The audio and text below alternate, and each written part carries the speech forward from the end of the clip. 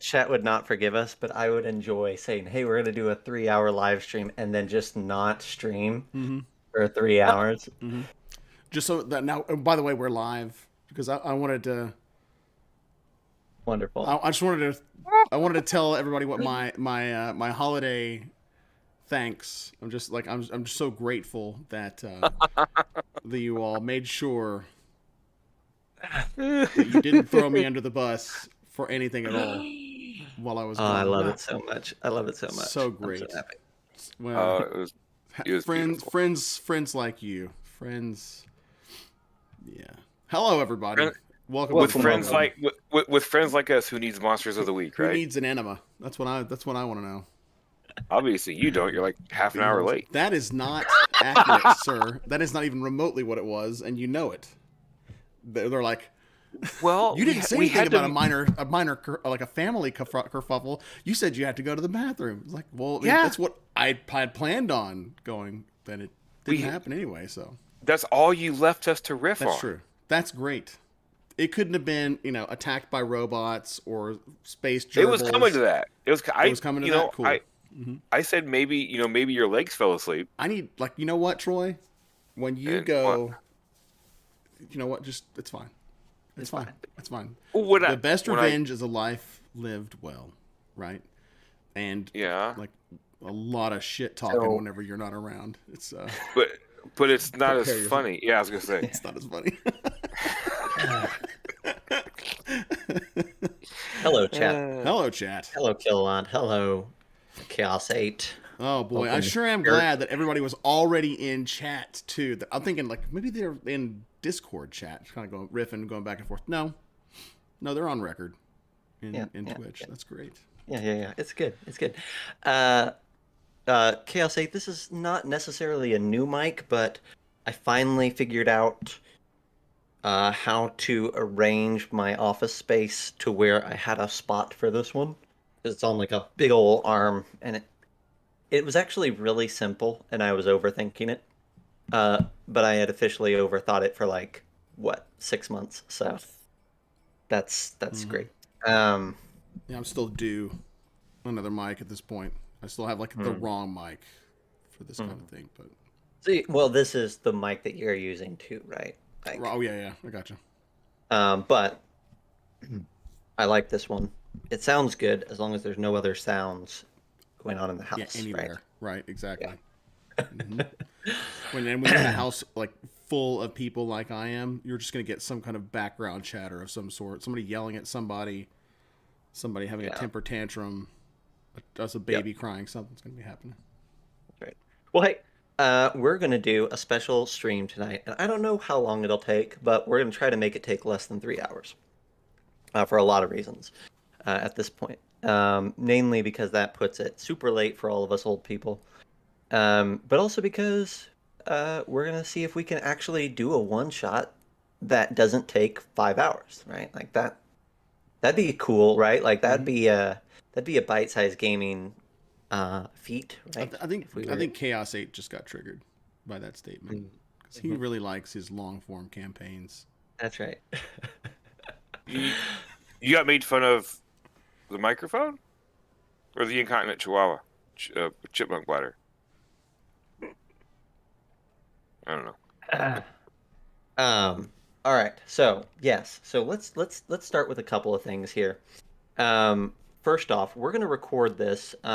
So what I'm going to do for Troy's benefit and for everybody's is we're going to start recording here in a moment. That'll let us have all this preamble out of the side for the podcast. And we're gonna do a game of Monster of the Week, but with a little twist. So it'll be fun. Will you put it on YouTube, Girk? It's on YouTube right now. Yeah, nobody watches us on YouTube because even a third of our a third of our hosts didn't know that we were on YouTube.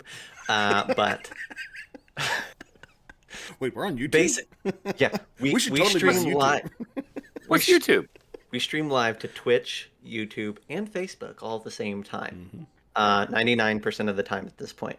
And it's a good thing too, because we forgot to stripped the audio from an episode from a few weeks ago for Troy's benefit, and I went on Twitch, and it was not on Twitch anymore. It was not there. But it was on YouTube. It was all good. So yeah, we are multi-platform. When you said that you were going to go and pick it up, I went out to Twitch immediately and forgot again that we were on YouTube, and I was like, yeah. Here's the thing. Here's the problem, Bear Droid. We are live on Twitch, and we're live on Facebook, and we're live on YouTube, but we only look at comments on Twitch. So at some point we're going to have to fix that, but we don't have to fix it as long as we're basically invisible on those two other platforms. So yeah, this is just for posterity on YouTube at this point. That's right. Yeah. Yeah, and you know, maybe if eventually we get like a multimedia manager, they could like watch the comments and let us know what's going on. Moderator. All right, fellas, we should go ahead and get this thing rolling. So I think we should. All right. So here we go for Troy's benefit in 3, 2, 1. Hello and welcome to the Bite Size Gaming Podcast, the podcast that's serving up a buffet of RPG topics to get you through your week. My name is Zach, and the players joining me this evening are John Christian and Troy Sandler. Oh, I'm so excited. I get to play.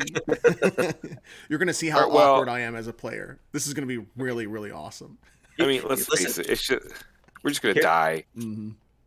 You know what? John is one of those few players that, even as the player, he manages to command as much narrative time as a DM.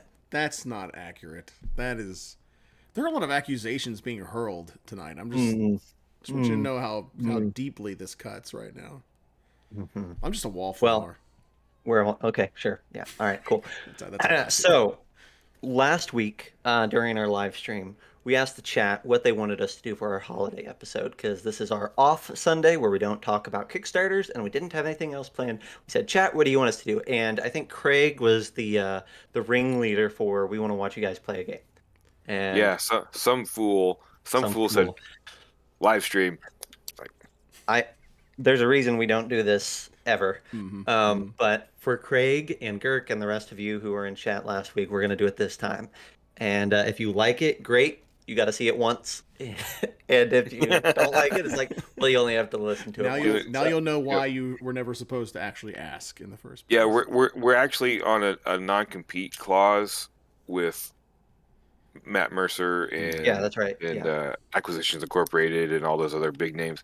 They're like, don't step in our sphere because they didn't want us to take over. That's right. When John got DM of the Year, they were like, whoa, hang on, time out. They sent him a letter. Back up. We would really appreciate it. And so now his clause ended like at the end of 2021. So we're technically still in the red zone, but we're gonna call it. Okay. The only reason why I have a countdown on my phone for Days to Winter Fantasy has nothing to do with playing games, running games, having fun, or hanging out with you yahoos. It's like, who do I get to pass this off to and not be the one anymore for this DM of the year? And it's just like, I also want to ask Laura, what level of harassment that we just move into the next phase, right? Now it's like it's former. Oh, awesome! Right. Yeah. And then it's like, oh, cracked under pressure, huh? Couldn't come in for the repeat. Yeah, I really hope it's one of you. God help me, because I'm telling you right now, I'm gonna work with Mike Amer, just like constantly. I'll make it my second job. I could imagine like you and Mike sitting down at your computers together, probably on a call, and you're like, you sit down and you pull up Gmail and you're like, dear Mr. Baldman Dave, I don't know who the DM of the year is this year, but I will pay you money. Let me tell you exactly who it should be and why. I will pay you another co-DM of the year situation. I'll even take an honorable mention in some capacity. Honorable mention DM of the year. That sound has a wonderful ring to it. I can do a lot on that one. So, this is our holiday episode, and we are festive. Festive day, call it. We're gonna play this game, but I want to do something before we do that. I should have thought about this more than like 5 minutes ahead of time. We had plenty of time for you too. We did. I was sitting there. I want to take a moment and say that these two yahoos have been a blast to record with over this last year. And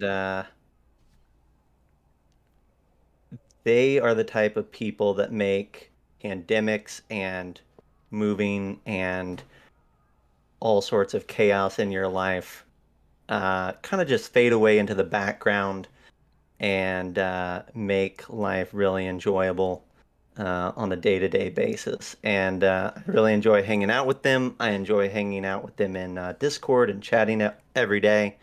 And I really enjoy these twice a week sit-downs where we get to yell at each other and poke fun, and it's the highlight of the week. So appreciate you, fellas. Oh man! And I appreciate chat. Yeah. Oh my god! Chat's also fun to hang out. I don't even know how to respond to that. I'm verklempt. I'm verklempt. Talk amongst yourselves. I won't gild the lily. That's yeah. I feel the same awesome. way because I've told people before about like my therapy during the pandemic was YouTube knuckleheads, and that it just so happened that we recorded all of our sessions, our counseling sessions with one another. Yeah. It was so damn therapeutic. I appreciate our chat so much because the minute anything like that comes out of one of our mouths, and chat's like, Zach's on drugs. And I'm like, perfect. But here, so here's the thing, right? They have to put up with a lot of nonsense. So, Jon and Troy, I was thinking about something that I could hook you fellas up with that is like a little holiday appreciation gift for putting up with me and this nonsense here for nigh on 2 years now. And so, Jon, do you have Roll20 transitioned for the people? I don't have it yet, but I can. Go ahead, because I've got a visual for you baked into there. There you go. All right. Let's make sure that chat's audio can still be heard and all that, because chat's audio is our audio for this episode. You should be good. Okay, great. All right, so what do you get for the people who have everything?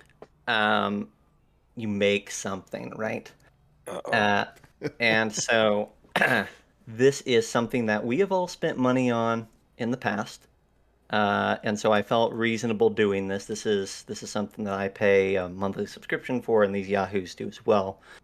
So I don't believe we're doing anything illegal or wrong here. Bear with me. But I went ahead and put something together, put it on order, and it should be on its way to you fellows before the end of the month. It looks a little something like this.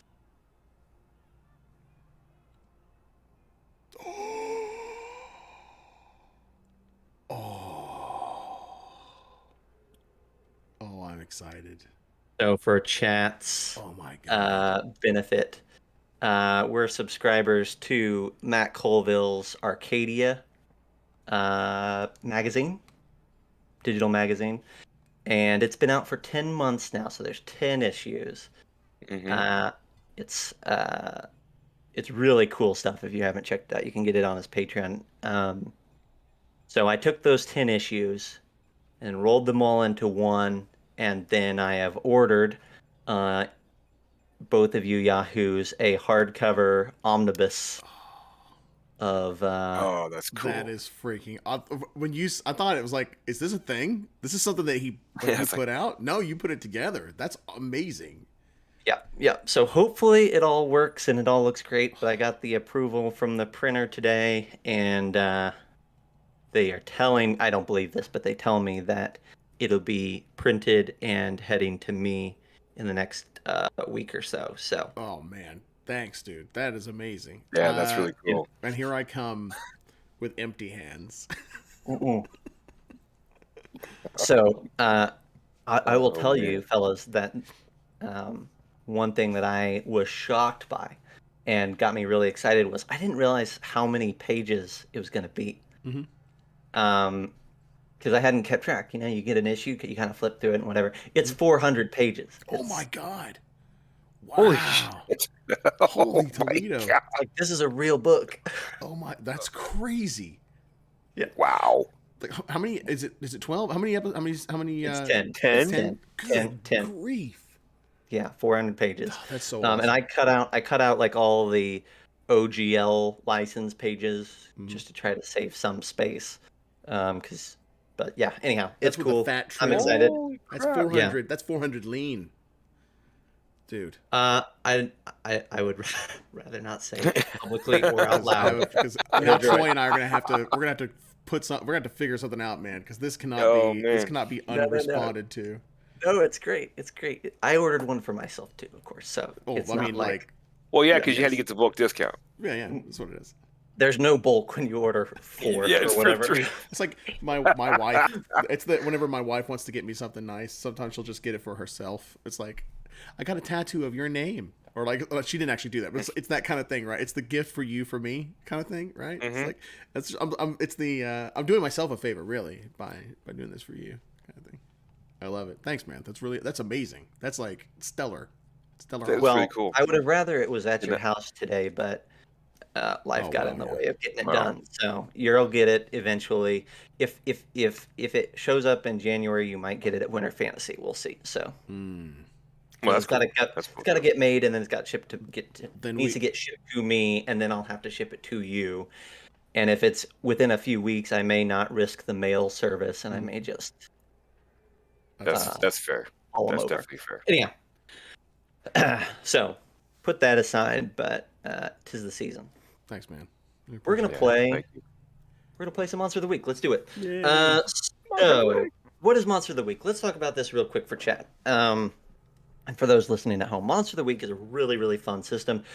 Really simple. It's uses the Powered by the Apocalypse rule set, and it has this idea that you are monster hunters who spend your days kind of in like a TV series, like an episodic, I think like Buffy the Vampire Slayer or something like that, where there's like a monster a week, believe it or not, and you are the people who are called in or who investigate these disturbances.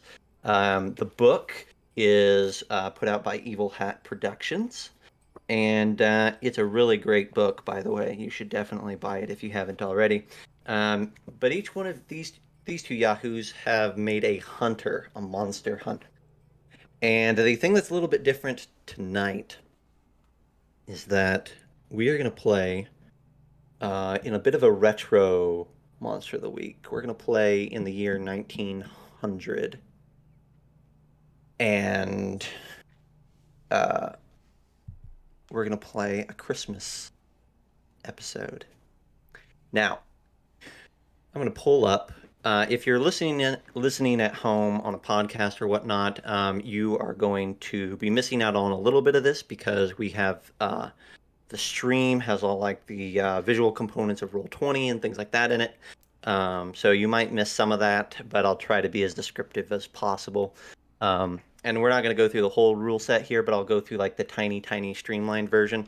Basically, you have 5 ability scores, just like in similar to D&D. You have charm, you have cool, you have sharp, you have tough, and you have weird. And weird is their word for magic, at least in their abilities. When you want to do something, you are going to roll one of those abilities, and you're going to roll 2d6, and you're going to add a modifier that is typically somewhere between -1 and +3. That's the long and short of it. You're going to always roll 2d6, and you're always going to add a minor modifier to those rolls by and large. If you roll a 6 or below, you fail, but the story moves forward. Failing a roll in Monster of the Week earns you experience. It's the way that you quote unquote level up. But it's also really bad for you. Monster of the Week doesn't believe it, right? Because we're trying to do something that's episodic. We can't have long drawn out things. So a failure that doesn't move anywhere isn't useful. So every roll matters.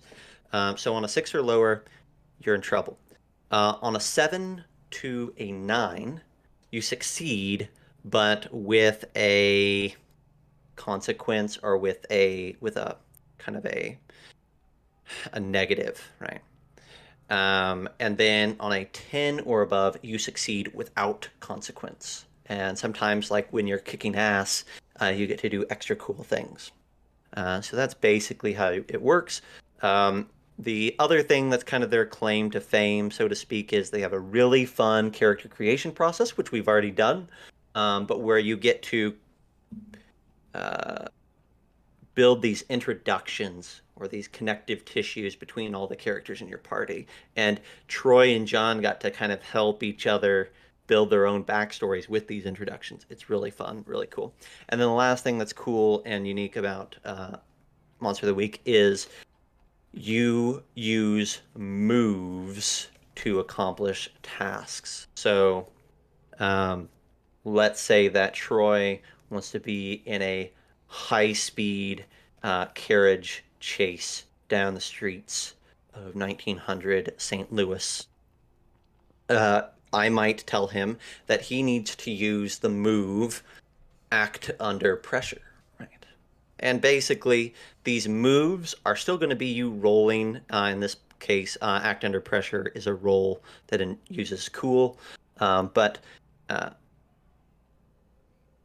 it kind of helps you as the keeper and as the players know how best to resolve this. That's more than just, oh, you roll cool. It kind of is a extended format of that. So the moves are act under pressure, help out, investigate a mystery, kick some ass, manipulate someone, protect someone, read a bad situation, and use magic. That's basically where we're going to go. It is really fun. Here we go. If you're listening at home, we are doing a little soundtrack. So you should hear some Christmas music starting up here very soon. And you'll have some sound bites in addition to that.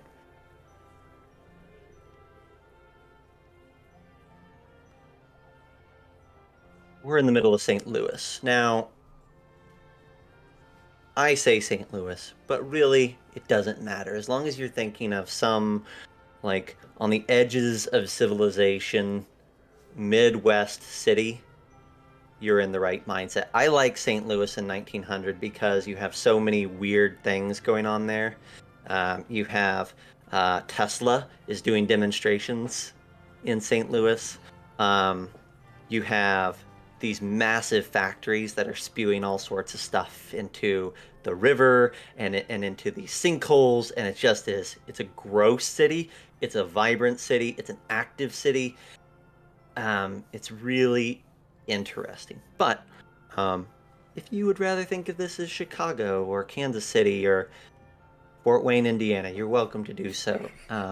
What's important, I think Fort Wayne would be like a stick hut. Yes, exactly. Yeah, St. Louis had, just for a frame of reference, I believe St. Louis has like 500,000 people. Oh, wow. In the year 1900, so it's bustling, right? Like it's a metropolis for sure. And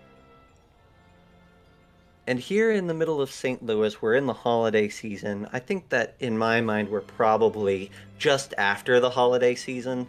In like early January 1900, where like they haven't quite torn down all the decorations yet, but it's lost some of the shine and luster and vibrancy of the holidays. They maybe don't turn on the whatever lights are strung up through Tesla's demonstration or whatnot aren't flickering anymore. They don't hang up all the lanterns anymore, and it's just it's just kind of more drab and gray. But you still have those great wreaths hung from the city squares, and it still kind of has that holiday spirit. And I'm going to be sharing some handouts every once in a while. It is in this space that we find our hunters. Now, I don't know what brought you to St. Louis, but maybe you can tell me. Let's say that you are in one of the numerous hotels there in downtown. Um, maybe somewhere close to Anheuser-Busch. Maybe you're here for the breweries. Maybe you're here for something else. Maybe the railway brought you here. You fellas tell me and introduce your characters if you don't mind. Why you're here in St. Louis? Well, Tesla is a hack. Awesome. Yes. I am Professor Heinrich von Eckelheim. I forgot my name already. I am here with my friend. We call him Jack. Ripper. Jack. They actually call me Gentleman Jack. I come from the backwoods of Tennessee, up near Knoxville, is where my pa came from. Used to go squirrel hunting with him a long time ago. I thought people were supposed to be role playing. We are still role playing. Oh. I think maybe. See, old Pa take me out back with teach me how to squirrel hunt, coon hunt. Got real good at it, real good. Keep the riffraff away from the house sometimes too. Then my pa died of the scurvy, real bad, and left me to take care of my sisters by myself. See, Ma died in childbirth, and my sisters are gone on. They have husbands to take care of them now, but I ain't really the marrying type. These days, I consort with old Fritzy here, and we go from place to place and make sure that the boogeyman don't come up and snatch little children out of their beds or grab hold of them whenever they jump in. Yeah, what is it? So, we know who you are. Talk to me about St. Louis and what brought especially a German out here into the pseudo frontier. You hearing reports, or is this a vacation for you? I am here to take note of what Herr Tesla has come up with. Excellent. All right. Always keeping out the eye. Yes. Every once in a while, poking out an eye, I think, with some of the gadgets and frippery that he's got in his satchel there. Myself, I came out heading west, towards California. See, I think there's more than gold in the hills of California these days, and it's just a pit stop along the way. So, the two of you are maybe enjoying some seasonal beverage in the hotel lobby, maybe in like a little after hours get together. And there is a lot of talk here this evening. A lot of talk about just down the street, kind of just off of the downtown district, there is a sculpture being put together. And it has fully invested an enormous amount of the town's children, especially living in this area. And also, it's gotten to the point where it's involving adults too. It's like this last hurrah of holiday festivities, as from what you can best gather, the town has collected monstrous amounts of snow and are depositing them in this park um, to facilitate the construction of this snowman. It started yesterday, evidently. Sometime yesterday morning, somebody walked by the square in the early morning hours and saw this 10-foot snowman kind of hanging out there, and it drew their eye.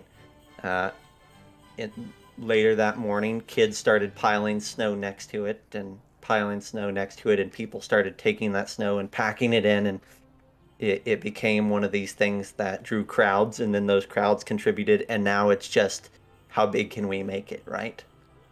I don't know if you neither of you have had the opportunity yet. Just now hearing about it, you didn't quite, it didn't catch your eye. Maybe you came in from a different part of town.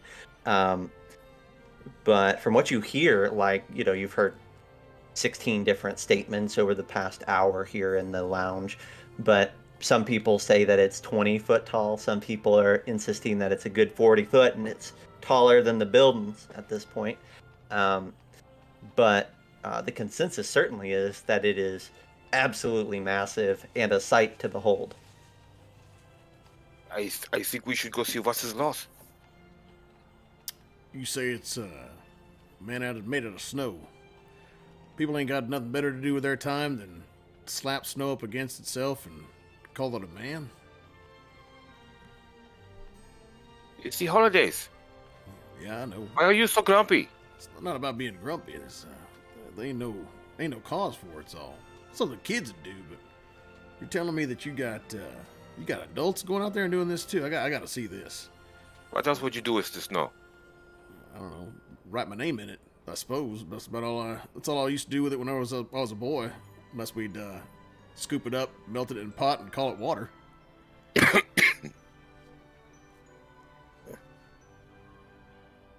As you talk about going out and seeing it, a couple other people around you taking part in your conversation.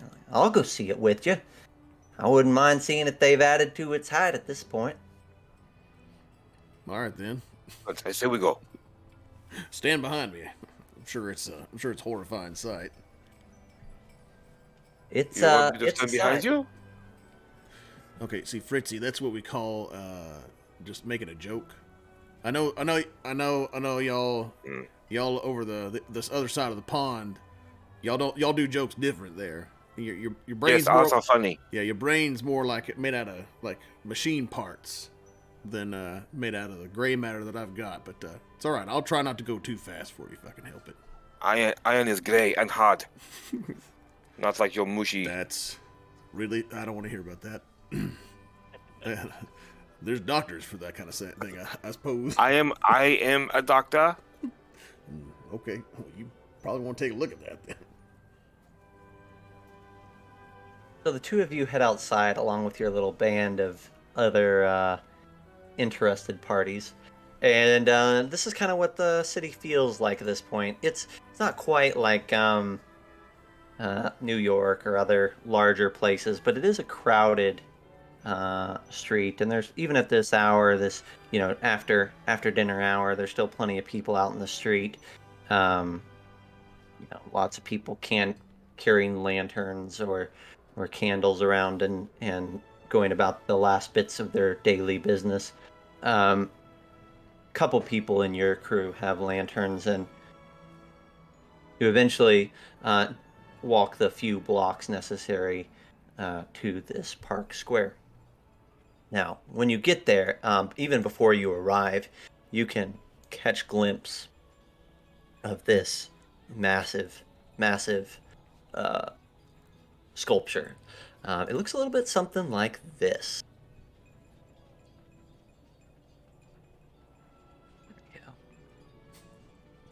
The hell? It's not. Who the hell put that hat on it? Look like a damn buffoon. He's a dainty snowman, ain't he? He looks a little sad. Yeah, he definitely doesn't look. This was not made by professionals, that's for sure, right? As you get closer. The snow has been, this is snow that isn't freshly fallen, right? It's a head shrink for that dude. It's you would not find sculptures this sad in the fatherland. That is true. You can see already, even still, there's a few young lads around this quite tall sculpture packing snow against it. It's dirty snow, right? Like it's the snow that fell 2 weeks ago. Somebody and wrote their name in that snow. It's the snow that Jack wrote his name in. I'll come up and say, "Hey boys, y'all need to I don't know, put some on him where he'll stand upright more, because he looks like he's drooping a bit. He might fall over." The boys turn to you and they say, I think he's the way he is at this point, mister. It's a mighty climb to get up there to his shoulders, and I'm afraid if we climbed up there and tried to do anything, we'd just as liable to lop that head clean off as to adjust it in any way. I don't know what that head weighs now, but it's gotta be, I don't know. I would say from here, by the calculations I see, and he takes out like a slide rule and all this stuff and kind of eyeballs it, pulls out a pad. 4.2 tons. 4.2 tons? No, 4.2. The cold has gotten you into your ears. One of the boys turns to another and says, "Why don't you stand underneath it, and we'll take a couple shovels, climb up there, and we'll make it rain on you." No, I don't think I'll do that. I don't think I'll do that at all. I think he has what they call seasonal depression, and I don't want him falling over on me because he just wants to lay down. I think. You think it'd break a barrel if we put a barrel underneath that head and then caused it to fall off? Could we? Oh, undoubtedly so. Yes. And you see them kind of like chatter to each other a bit, and kind of take off running back around the backside of the snowman. Probably going to go get shovels in a barrel. Who knows? It's huge. If to say 40 feet is certainly an overstatement, but it's a good 15, 18 feet tall, bare minimum, and it's really, really wide at this point because most people haven't taken the time to climb up and pack them on the top, right? It's probably a good 25 feet wide just because, and it just oddly shaped, right? Just this weird mass of snow. Or pear-shaped snowman. Yeah. I'm gonna do my best to try to keep my boots clean.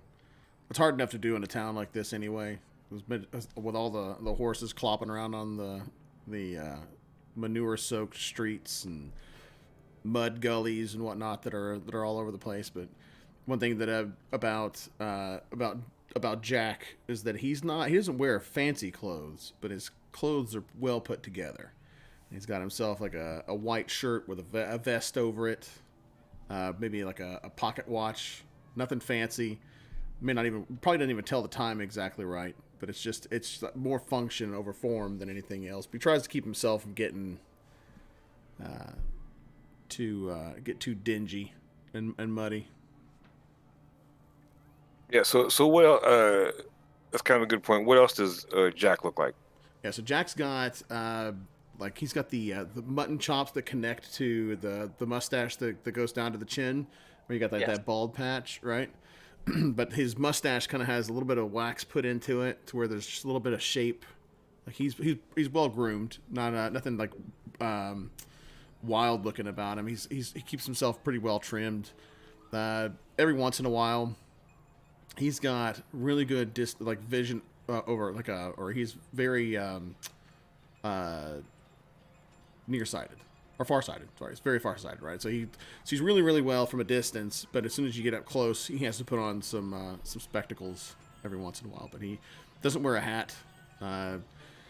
He has like not cowboy boots like per se, but he'll wear like a high knee, like almost a high calf boot, black boots, and just like pretty well put together. It's got a since it's pretty cold outside, I would assume. So he's kind of got like a ruddy complexion, a little bit red around across his cheeks and the nose from the cold. He's an older guy, probably around I don't know, maybe his late 40s, early 50s. Where he's not a little bit past it, not past his prime necessarily, but like he has fewer years in front of him than he does behind him at this point. Awesome. So, while this snow sculpture is interesting, and maybe holds your attention for a few minutes, eventually your eyes catch sight of movement on another corner of the square. And you can see that there is a building that is in the throes of renovation. Looks like an older building that is getting a facelift here. And there's parts of the walls are missing, and new bricks are being laid, things like that. And you can see that over in that corner there is a police officer, a constable that is calling out. Is kind of sticking his head in through one of the gaps in the masonry and is calling out to the inside, and he's saying, "Come on out of there. Come on now. That ain't your place to be." And you can kind of see, after a moment, there's movement from the inside, and this middle-aged woman climbs her way out of the half-built building, and he's like,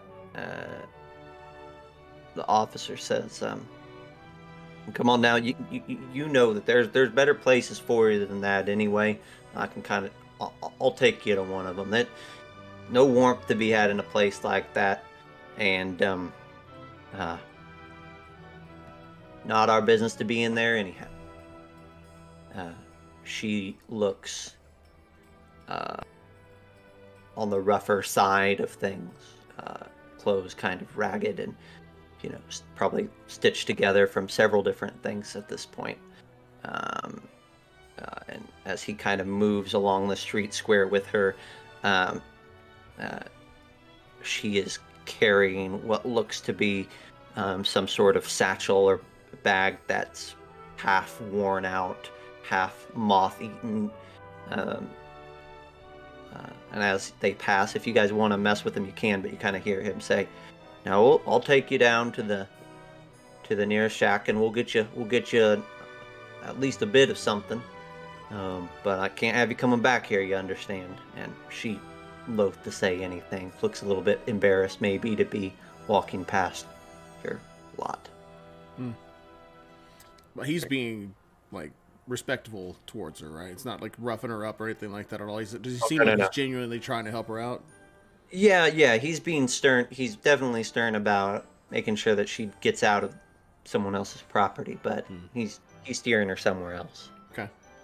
I'll keep an eye on it, but as long as he's a lawman doing his job, and if she's trespassing, and at the very least, if he's not just trying to kick her out on her ear, out on the street, then I'll abide. But otherwise, I'll just kind of keep an eye open for anything in behind her. Like I may actually go and take a look at where she was to make sure that she didn't have any kids hidden up in there that she was trying to tend to. Absolutely. So you give it a moment to make sure they're going to behave themselves, and the officer seems completely reasonable. Start taking her down the street. You head back to the building where she was, and you stick your head in. There's no children. What you find instead is a couple more of those satchels, like she had numerous possessions she was carrying around. These are one of them is open, one of them is closed, almost trunks. They're quite large. The one that's open has all manner of clothing, worn out garments, and things of that nature in it. And it looks like maybe she was using some of it as it's kind of pulled out to make a makeshift cot or bed. Mm-hmm. But that's about it. They're all unopened though. The one trunk is open. The other open. one is not. Yeah. And yeah. is it empty, or is there anything else inside? No, just the clothes and garments kind of scattered about. I don't want to root through somebody else's stuff. I'll close the door. I'll close the trunk. Yeah. And I may find out where she's at and see to it that she gets her stuff. I mean, Okay. Jack's been without, right? He's had to start all over again, and that sucks. So, making sure that she at least has what little bit of possessions that she does. Be appropriate. It's weird, like the clothes that you pack back into this bag are like not women's clothes for the most part, right? Like it's all manner, and it's like a lot of it's was once upon a time probably fairly well made. There's different suits and vests and hats and stockings, even a pair of shoes. Like it's a nice like this was probably a gentleman's case at some point, but it's not that anymore, right? It's well past its prime. Maybe these clothes have been out in the elements. Maybe she slept on them for the last however many months, and that's kind of worn them down even more. But it's just bizarre. But you can pack them up, no problem. I'll look over at the professor and say, "What do you make of it, Hans? You seems a little out of sort for her to be toting this kind of stuff around, don't you think?" I'm still like focused on the oddly shaped snowman, not paying any attention to what was going on. When they walked past, I tipped my bowler, kind of just out of habit, and it's like as soon as he said something, what? Oh, well, where did you come up with those clothes? Well, I mean, I think it's pretty obvious. You do see me fold them up nice and neat like and putting them back in this box. That they, yes, but you did not have the box a minute ago. Where did it come from? Well, it came out of the building that he tugged her out of. Looks like. Who? Got a little. Are you awake? You didn't fall asleep. I was looking at the snowman. But I didn't know that you suffered from the torpor. Yeah. So hey, what? I know that English is not your first language. That's all right. That's all right. We're gonna get through this together now. All right. Of course it's not. So listen here now. Okay. So that building right over there. Yes. That officer pulled her out of there. Told her to scoot, and she left some belongings behind. And I was just trying to make some sense of it. It's a little odd. Maybe there's somebody else here that's with her, or I'm not really entirely sure what to make of it. I'll like scan the crowd to see if there's anybody else that's looking like is dressed as disheveled as she was, and like looking around like, oh crap, now what do I do? That kind of a. Okay. Yeah, you do scan like. No, everybody that's in this area is people that came with you from the hotel at this point. So it's all pretty well-off people, or it's certainly more well-off than the woman. Well, perhaps we should take it and find out where she went and give it back to her. I suppose that'd be fine. I don't know if I need to go about doing it myself, or at least send it off for her. I'm sure we can get a coach to take it to her. I don't have to waste my time with it. Just trying to be nice. Do you know where she went?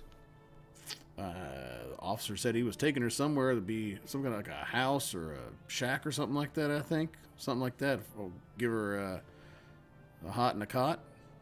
I don't know, something to eat. Very strange. It's almost like she had a shack right here. Can I tell what the building was or is going to be? Not heavily. It's still in the throes of this renovation, but your guess would be that it was perhaps one of the older buildings around the square here, and it's being renovated based on the size and whatnot. Probably some shops is what it's intended to end up being. Is there anybody around? Just the people that you came with, and even those boys that you had saw before, you don't see them anymore. Okay. Well, the closest person will be like, excuse me, what was this building? Why is it being redone? Someone from the crowd says, "Oh, That's one of the old Southers buildings. It's being turned into a furniture store, from what I understand. That sounds entirely It's sad. unremarkable. Yeah, it's set. It, there was a little bit of a fire there, year or so ago, and nothing that really threatened anything else. Understand, but it kind of decimated the little bit of a woodworking shop that was in there before, and so they moved out and moved on, and so it's kind of sat empty and needed a bit of a gutting for some time. But it seems like it's on the mend now. Shouldn't be too long. I'll probably do one more pass at it just to make sure there's nothing that I may have missed. And then I'll try to put her stuff together. And then between old Otto here and I, we'll be able to take it over to her. See if we can find out. How many names do you think I have? Well, I mean... I only have the one. Well, I mean, I think that's neither here nor there. I didn't mean any offense by it. You don't have to get all... You can get no irritable or anything like that. Relax. I am German. I am always irritable. So... Oh, that seems offensive. Well, that's fine. Mr. Jack, as you're finalizing and kind of taking another moment to kind of see if there's something here that you've been missing. You're used to they're reading into things, right? Mm-hmm. Like that's part of your job description. Perhaps you take a longer gander at the suitcase, and when you do so, you see something that causes the hairs on the back of your neck to stand on end. There is where the placard would be that would give the initials of whoever had this case initially. Mm-hmm. That placard has been pried off of the case. You can kind of still see where the nails would have been in it, right? Mm-hmm. And in its space, you can see some sort of foul language has been marked on it. No language that any, decent folk would be speaking, and likely no language that any folk would be speaking, except those that deal with some unholy sorts of individuals. Hey, Hines, you see that? Oh. I ain't sure if I'm familiar with that scroll myself, but it don't look natural. It don't look right. A little bit. If a scribble could have a smell, I'd say that smelled bad. Well, when you write your name into the snow, that smells bad. So I'll look. Do I recognize it at all? Just go ahead if you would like. So this is kind of one of those times where we could choose not to roll if we wanted to, but we haven't rolled yet. So let's do something fun here. Let's have you investigate a mystery here. So what I'm going to have you do, Master Troy, or Eckelheim, is you're going to roll a 2d6 plus sharp to investigate this mystery and see what you might know about, piece together here.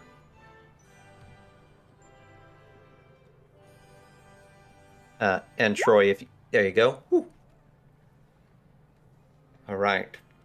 So when you investigate a mystery, roll plus sharp.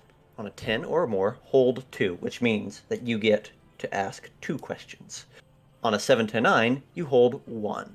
So in this case, you get to ask me 1 question and get a genuine answer and response. And again, you can ask whatever, but ideally it would be something that your character, you asked if you understood this language or could recognize it. That's a perfectly reasonable thing. Or if you want to reflavor that question a bit, you're welcome to.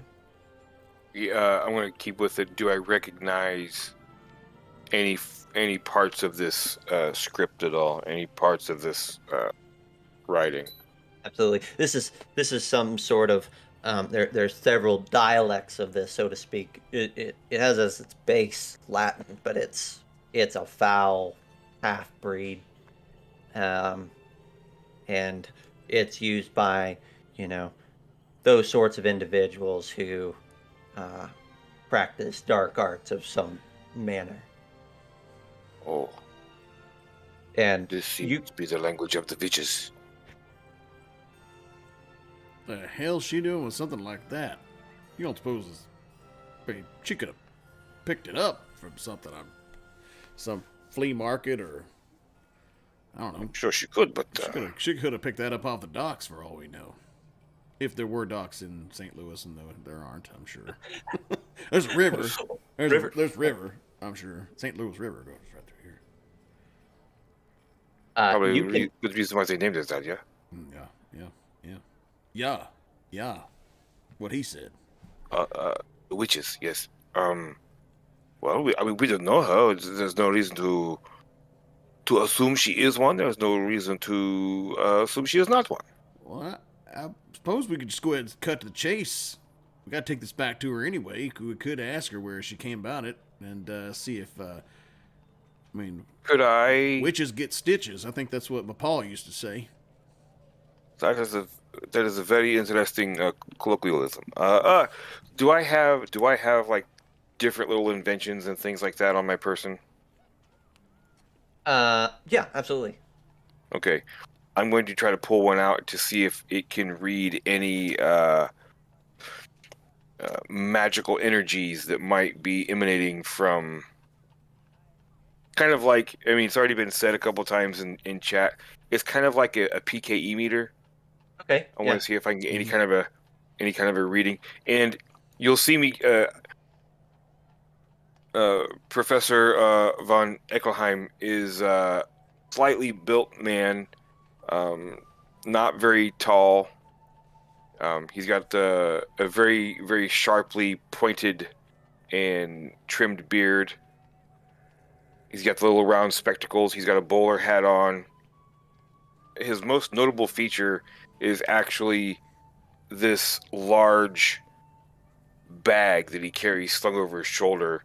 It's almost too large for him to handle, but he sets it down, opens it up, and brings out this contraption, and it's got some cables that he's connecting to it, and he reaches in the bag and he starts winding something up, and you see like the little lights and the arcs of electricity kind of, and he starts scanning it over the. There is a gasp of consternation from the people that are still around, and several take a step back and several take a step forward, depending upon the worldliness of the given individual. You lose about. Yeah. Oh, go ahead. I said you lose about half your crowd as several of them are not willing to be seen socializing with a man that is calling forth such energies. The others seem intrigued and like I said, step forward. Yeah, I kind of look over my. See, I told you, Tesla, Edison, fool. Von Eckelheim. Hey, true genius. Hey, Klaus, you might need to tone that down just a skosh. We may be pilgrims in an unholy land, asking for trouble with all your little gadgets and doodads whizzing and banging all over the place. Herr Tesla was here just the other day showing off his newest contraptions and doing all sorts of crazy things. I don't think you were paying attention to the people that were out in the crowd, either heckling him or calling him crazy, either. Well, then I saw at least one or two of Edison's men out there giving him the old stink eye at the same time. Oh, such a thief. Yeah, okay, go back to anyway, back to my investigation, and I begin scanning and see what kind of readings I get. Go ahead and give me. This is a great time for this. Go ahead and give me that use magic test, Troy. You got it.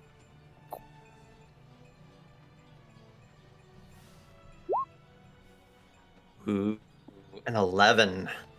Excellent. Okay, so with a use magic of 11, um, on a 10 plus, the magic works without issues. Choose your effect. So you kind of have already described what you're trying to do here, which is detect these energies, right? So with an 11, you absolutely do. There is residual energy on this case, and traces, wisps of it scatter all throughout the air here. You maybe take your contraption and walk around the square, and like, whether it's just been emanating off these clothes or whether someone has been walking through this square with such energies, but it lies thick here. But the case most so, and the contents within it. Oh, this is bad, Jack. This is bad.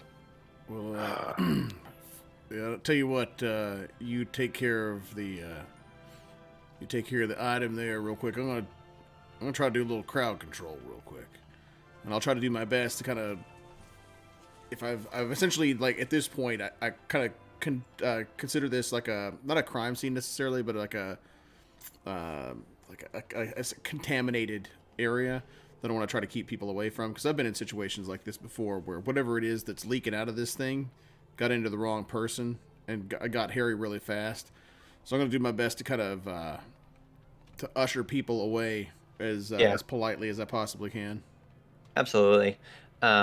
You do so with your partner being as producing devices like this, and your general presence being as it is, like, what little crowd there was dissipates, and before long you're left with the two of you in an empty square. Okay. Okay, so one thing about old Jack here is that he has a satchel that's slung around his shoulder, and on his back he's got a lacquered case that he has strapped, and kind of like it sits diagonally across his back. It's pretty big, about half the size of an average man, or height of an average man. It's got like a silver filigreed corners and like a latching mechanism and things like that on it.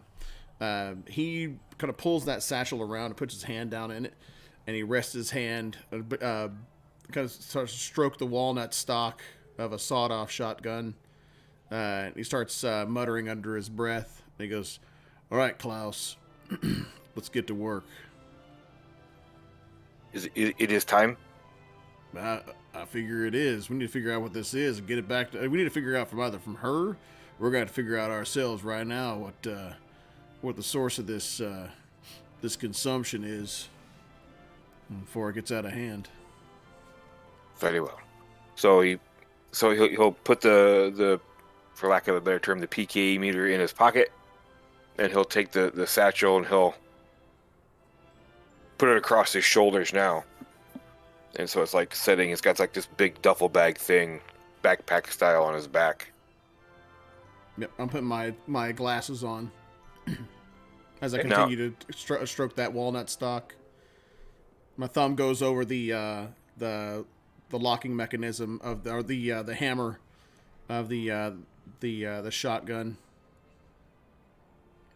So, did you say that there was energies trailing off of this in certain directions, or just a single direction, or just so you're emanating out? Absolutely. So you're getting readings, right? Like, and basically those readings intensify, like almost like a metal detector, right? And so, like, around the case they are most active, but as you there is readings all over this square.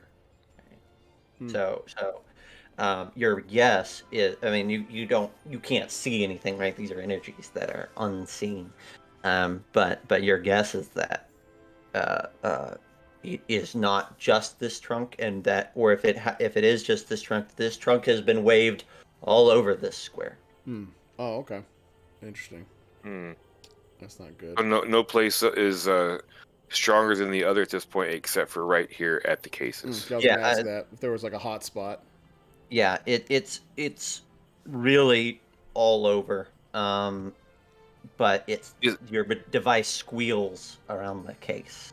Is there a stronger path from like where she just walked out of and walked down the street? Is there more of an intense path in the rest of the area? Not heavily, no, absolutely not. Not to say that there's no energy there, but it is a matter of all the rest of the square feels one way, which is there is a presence of this essence here, this energy. There's a presence, right? At the case, it is congealed or collected into a. And is this the case that was closed? This is really both cases, but especially the one that you closed, John. And it just had the clothing in it, right? It had the clothing and it had the the etched on the side of the case, right? Scratched. And you did. So there was nothing else but closing in the case. That's all I saw in there was clothes. But I didn't take it. I didn't poke it with a stick or take anything out either. I suppose we might need to investigate a little bit more, but you might want to wear some gloves or something like that. I don't feel like I should be touching it. I have a walking stick, and I'll kind of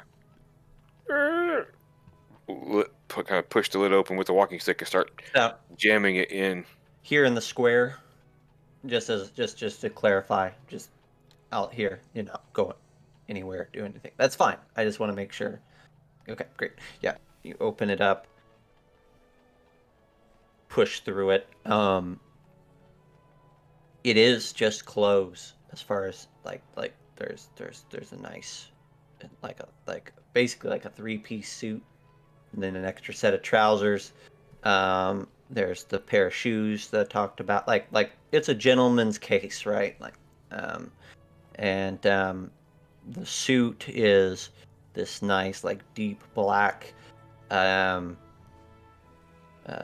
It looks like, though, that, like I said, it's been abused at this point. And there's nothing about the interior of the case, like none of the other scrawl or lettering or anything like that. It's on the interior, or it's just the exterior. So there is this like it's like a red-brown cloth lining to the case that's worn out and kind of peeling away. You don't see anything on that's odd. There's a similar color to the interior lining of the coat of the jacket, but nothing like okay, so let's say that you really like pick through this and just observe every item and whatnot. What you would notice perhaps is that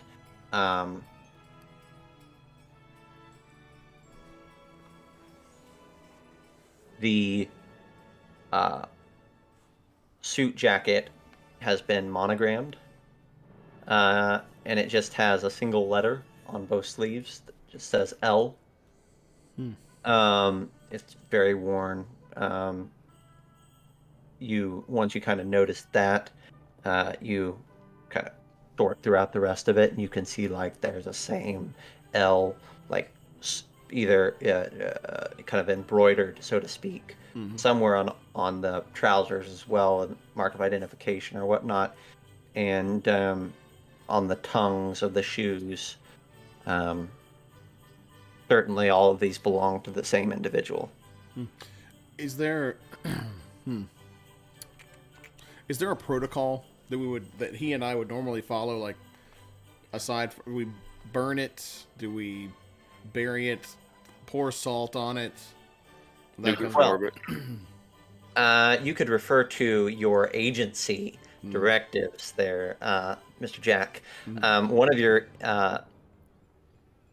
directives is that you have a live capture policy, and we can interpret that or extrapolate that further into your department, your agency is loath to destroy things out in the field. Not to say that they don't destroy things later, but they would prefer that it is not their field agents making the call on what gets burned, buried, or returned to home base, right? Gotcha. Okay, and then what's the closest outpost, HQ or otherwise? New York. Awesome. All right, that's interesting. The And it's a probably, telegram. I was about to say telegraph or telegram, right? Is what we'd end up having to, unless there's some kind of like, unless you've got like a divining, like a pool or something like that you could use, some fine china that you could look in and read the tea leaves. That is not science. Would I have like a way I could plug into some wires or something and have like a little telegraph, Yeah, sure. I mean, like you'd have to go. I mean, there's not like right here. You'd have to go, Right. find some a wire, and you could connect yourself to it. Like stand outside the telegraph office and like Yeah. shoot like a grapnel that latches onto the copper wire. Yeah, because it's probably closed right now, right? Because they don't. Oh I yeah, don't know if yeah. they're We're probably not 24 hours.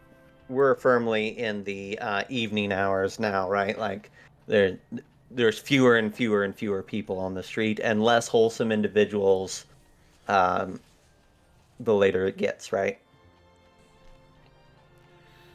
So yeah, you can absolutely access this this telegraph office's wire and do what you need to. Okay. Yeah, I will send home office a message, using whatever office code that they have us. Possible contact made. And of course, I'm typing this all out in a very bad German accent. Possible contact made. Items registering at concerning levels. Source unknown. Request instruction.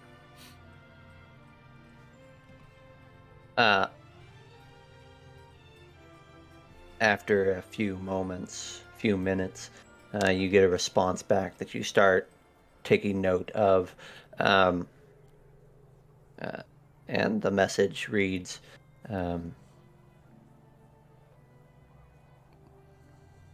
investigate further.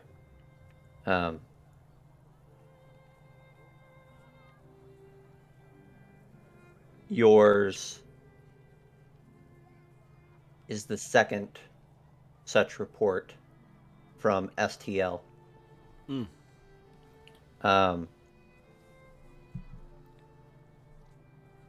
Caution advised. So that means that maybe there's another member here somewhere, possibly. If there's a second, if we're the second report. Tell you what, there's only one way I know of to find out to kind of take as the crow flies to an answer to what we're looking at here. Why don't we just go and ask that woman that came crawling out of here where she got it from, and we'll take it from there. And in the meantime, I'm not entirely sure what the hell to do with this thing. To make sure it doesn't end up in the hands of somebody that could do him harm or likewise. So what would I guess the thing is, like, I guess we towed it with us. It's the only thing I know to do is either. Yeah, I wouldn't trust it with anybody else, Sure. Yeah, I mean, you have a hotel room. You could go back there and deposit it if you wanted to, or you can carry it with you. We could just get a coach, right? That we could throw it up on the top, head to whatever. Hopefully, she's not in a workhouse or anything like that. It's like a halfway house or a women's shelter. Are there any street toughs around, or like people that look like they could use some money? Yeah, I mean, there's all sorts of. I mean, they're not. You have to look in the corners and alleyways, but there's people here for sure. So, what about paying some of them to make sure nobody messes with it? Usually, if you try to pay somebody to watch something, they know that whatever it is they're watching is probably worth more than whatever you're trying to give them to watch it in the first place. savvy. I see we're gonna probably end up having to take this with us if we're gonna make sure that it doesn't get, if somebody doesn't touch it. Last thing I want is for a kid to come up and get curious, grow a tentacle out of his forehead or something crazy like that. I don't think I can live with myself. Hey, don't get excited now. I'm willing to hire a passing stagecoach, the 1900s equivalent of a taxi, and then trying to find where the woman may have ended up. So let's say you do so, and I think in this case that's going to be an investigative mystery for you, John, because we won't spend all the time. You're going to have to ask around, right, and try to find a couple establishments like you're looking for, find the right one, that sort of thing. Maybe find the officer. So that's going to be roll plus sharp. And Gentleman Jack, for those of you at home, is a -1 to sharp. Yep. Let's see here. Look, there it is. And poop. Ooh. Not the best. Okay, so a 6. It's not bad. It's not terrible. It could have been worse. Well, 6 or below is all worse. Okay, well, I mean, sure, great. So, and like I said, in Monster of the Week, nothing good happens, and it isn't that nothing happens on a 6, it's that something bad happens, right? We move the story forward, right? So, Gentleman Jack, you and Eckelheim spend a couple hours hunting through the city, and looking, and you can find hide nor hair of the officer or the woman. You ask at numerous different like boarding house sorts of things that take in people like this, and no one has seen either of these individuals. Eventually,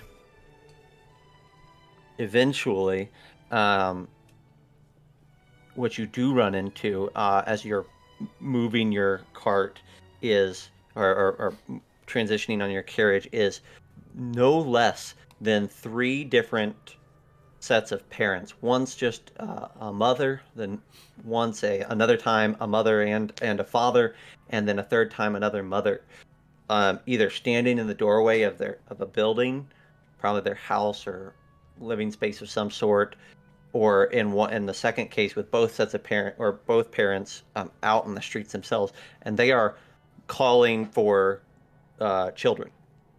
Come on in, boy. Where are you? That sort of thing, right? And you aren't traveling a great distance, right? The city's tightly packed, and you aren't looking on the outskirts for this house, right? Like everything's been within a handful of blocks, one way or another. And you've been 2 hours and heard 3 of these folks, and you can see genuine concern on the faces of each one of these people. After the first or second one, after the first one, probably not thinking too much about it. Boys will be boys, probably out getting into trouble. Second one, I don't think I like that. Once we get to the third one, it's a show American lack of discipline. I don't think that's. They don't make boys the same. It's fine. I'm not gonna go. Well, they do. They just listen better. All right then.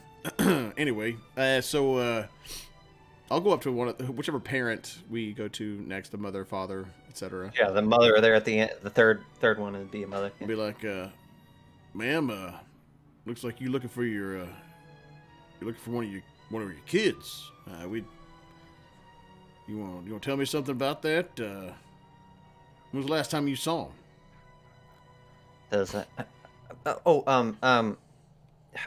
He was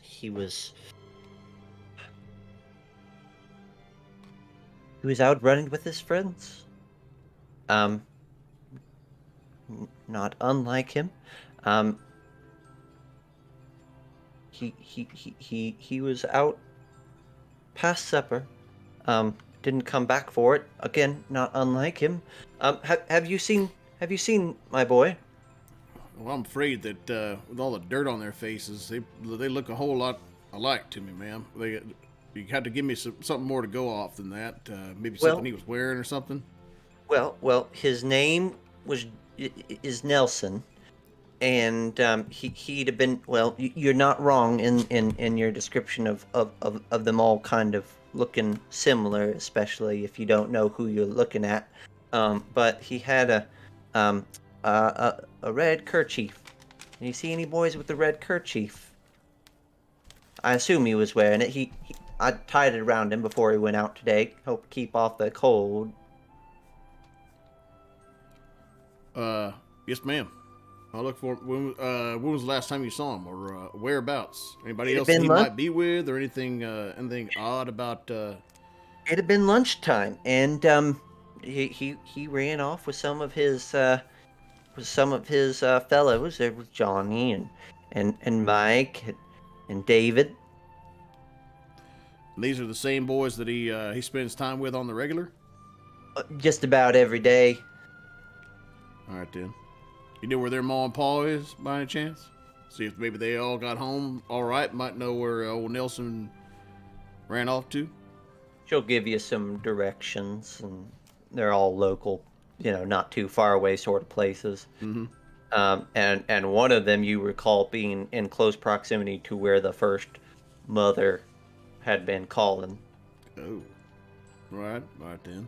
Well, ma'am, I tell you what, we gotta get her something because the case. Well, I'm internalizing, right? I'll look over at old Fritzy here and be like, we gotta get this case back somewhere. I mean, I want to take care of these boys, but at the same time, I got whatever's inside of it leaking out all over the damn place. And we can't stand that. I got to put it somewhere safe. Is there a police precinct close by, or? Not in the immediate area, no. But I mean, if you asked your carriage driver to take you to the nearest one, they could take you to a precinct. I mean, we could shove it in a sewer, but we might have 4 Ninja Turtles jumping out of it after doing that. So. The Ninja Turtles. Well, you see, when a mama and a... No, I'm not going to do that. When love each other very much, it's turtles. We're going to have to tote this thing around with us, I think, some more. I don't know where else to put it that's going to be safe. And I might be spinning up on nothing with it, but... Or what we might actually be doing is just, like, traipsing through the whole damn town, leaking it everywhere that we go. So we might, maybe we take it back to where we had it in the first place. I don't know at this point. We might be doing more harm than good by having it in our possession. What do you think, Fritzy? We could do something very on brand for most horror movies like this. Mm-hmm. We could hide it. We could hide it by burying it at the foot of the giant snowman. Oh my gosh! Because who would they're packing the snow on. Why not? Why not? You know. Why not? Why not be the creation of our own monsters? That's what I say. Yes. It would be on brand, yeah. We may as well a Hallmark movie, right. People. I don't horror Hallmark, right? Hallmark, right. Horror mark. Once Upon a Nightmare Christmas. Yeah. Unlifetime movie. Lifetime movie. All right, Unlifetime. Let's I'm with you. Let's do this. Let's make a compromise. Let's put it back in the house and try to cover the ramshackle joint and try to stow it as best we can out of eye shot. Is this why we do not get the good cases? This is probably why. I feel like this is why we get assigned to go to places like St. Louis. These dummies. And then I said we go and try to look for the boys. Boy. But it is full on night now, right? Like in the thick of night. And your carriage driver at this point is like, if it's all the same to you, I appreciate the business, but I'm gonna call this an evening. And once I let you all off, I'm going to go on home. I suppose that's fair. You don't need me to take you any last place, do you? This ain't going to be one of those quick if it's just a quick drop something off and keep going, I don't mind taking you home. But I think I'm done driving around the city just looking for stuff. I'll tell you what, if he can take us back to the house to stow the luggage, and then take us to the first parent's house, like either Johnny, Mike, or David's house. Okay. I think that'd suffice. What do you think, Troy? Absolutely. Sure. Okay. So he he heads on back to the square, and I'll make sure the snowman is still there first. Yeah, absolutely. It is still there, actually. And what's more, once you get back to the square, this snowman has been added to something fierce, in the time since you've been, bouncing around the city. We said it's maybe 15 feet tall and much more wide at this point. Looks like folks have been piling up some more snow, kind of taking advantage of the wide foundation to rapid build up a little bit. It's taken on at least 5 feet in height since then. It's good size. Let me ask you this really quick. I'm sitting here thinking about this, and then I'll get back to the snowman. None of the boys that we'd met before met the description for Nelson, did they? Now that you think about it, you've gotten some thought. You didn't really pay that much attention. They were just some boys, but and not enough to tell his mother in the middle of it that you were confident. But now thinking about it, you're like, I believe one of them was wearing a red kerchief. Oh, damn it. You're right. This is exactly why they don't give us the good cases. God, I swear. All right, tell you what. Well, from here, I think that the only thing for us to do is to, again, stow the luggage, and then start fanning out. Or not fanning out, but start trying to circuit. Sweep. Sweep, thank you. Do a sweep and see if we can find those boys. I'm also, as we're going back, I'm on the lookout for that patrolman. Okay. Absolutely. A sweep, huh?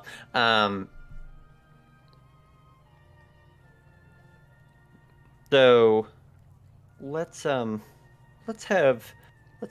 you know what? I'll let you help each other if you want to. What we're gonna do, I think, here, because this is, you have numerous missing people at this point. I say we don't go to the mum's house. We just go back to the square, because we're now convinced that Nelson was one of the boys. So if we find Nelson, we could find the other boys. Agreed. Absolutely. So what I'm going to say is that this is going to translate equally into read a bad situation as a move, as opposed to just investigating a mystery. Okay. That kind of gives you some more opportunities there. Why don't we do this?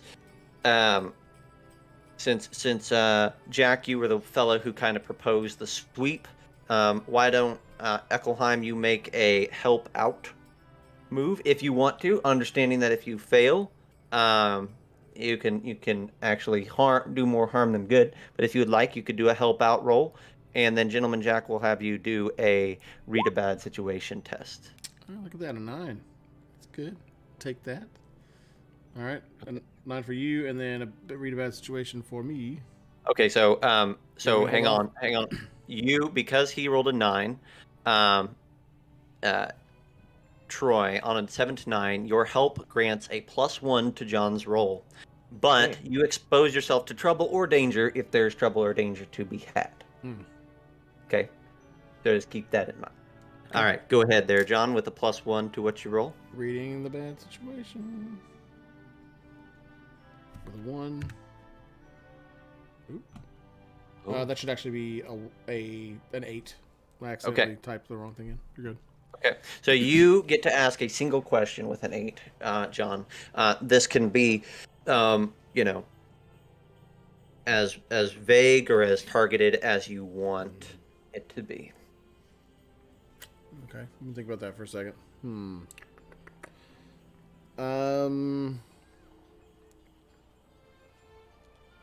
Is there any indication, like if can I find like maybe the scarf and then tracks or anything like that? Is there anything that I can read about the square now that gives me any indication about where Nelson was and which way he was going last. There we go. Very good. So the square is a clutter of footsteps, right, and tracks, and what snow is here, which is plenty, but it's all been moved from elsewhere at this point. But here's the thing that you do know is that there weren't that many people since those boys were here. So you can kind of sort through the track just by looking for boys' footprints on top of others, right? Mm-hmm. So that's kind of where you get some luck. You indeed pick up on these sets of tracks, and you don't know which track belongs to which boy. But what becomes quite apparent is that there are no tracks leading out of the square. You find where the boys came in, and they were here quite a while. I mean, there's just a mess of tracks here in the square, but you cover the perimeter looking, and you don't find any tracks leading out of it. That said, going back to Troy here for a moment, and the professor, Professor, your close proximity to this bag, these two bags, and this energy is playing havoc, causing havoc with your delicate machinery, to the tune of, should you roll a weird test in the middle of this square at this point, you're going to be rolling with a -1 at this point. Okay, but I don't know this yet. Well, you look at your, as you're trying to help him, right? Like that's kind of what you've been doing. You're pulling out different things, and like every time you pull something out, it doesn't work quite right, and you know that shouldn't be the case, and you know that most of the time when it doesn't work quite right, it's because something's interfering with it, and you know what's interfering with it. There are energies that are not mixing well with my technology. This could be good, or it could be bad. I do not know yet. That usually means it's bad. Yes, I'm trying to be optimistic for you. Yeah, that tracks. Well, I figure we gotta find these boys now. They ain't left. So do we see? I'm gonna ask a meta question. Huh? Do we see any articles of clothing? No. There's no clothing anywhere in the snow, laying around anywhere. No. Well, it's dark. Wait a minute. Go ahead, Troy. I look up. Mm-hmm. At the snowman. Mm-hmm. And there's a top hat on the snowman. There's a top hat on this snowman. How big is this top hat? Person sized. Like let me clarify. Such a huge top hat. Yeah, not 6 foot tall. It looks as if it would fit a standard human. Oh, very comical. Cartoonishly small. I gotcha. At this point, yes. The sad, dapper snowman.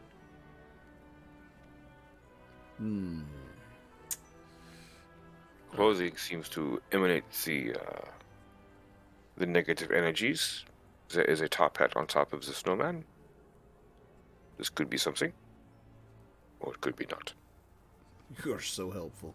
So there's nothing actually on it, right? There's nothing on it or around the snowman at all. So we get a good, hard search of this thing. Just if the boys haven't gone anywhere, then So then let me ask you this: is there anything? Okay, so if they're not above, are they below? That's the next thing, right? So are there any like sewer grates or? Not that there's like a wide sewer network in St. Louis at this point. No. Yeah. There's not a lot. There is there's a lot of construction and things in this town, and like there's a lot of gross places, pits and sinkholes and things. Yeah, but not here in the middle of the downtown. They've actually managed to keep this halfway presentable. By and large. But yeah, you are certain now that these boys did not leave this square. At least if they did leave, they were picked up and they left. There are no tracks leading out, right? Well, hell. I'm just gonna kind of scratch my head. As you're scratching, you hear a voice call out to you. There's a door opens across the square, and a man's voice says, "Hey, you! Hey, out there! You want to come on in?"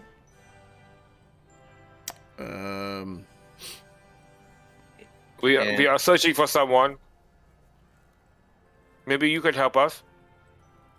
I might. We are searching for some lost children. Kind of see him outlined in the glow of his establishment there. You can see behind him he is standing in front of, or in the doorway of some restaurant or bar or something of that nature, some sort of eating or drinking establishment. See tables and things. Does it seem like there are a lot of people in there, and behind him we're kind of like a hustle and bustle, or it's pretty empty? Nope. No, it's very empty at this time of night. Well, I'll walk over a little bit closer to him.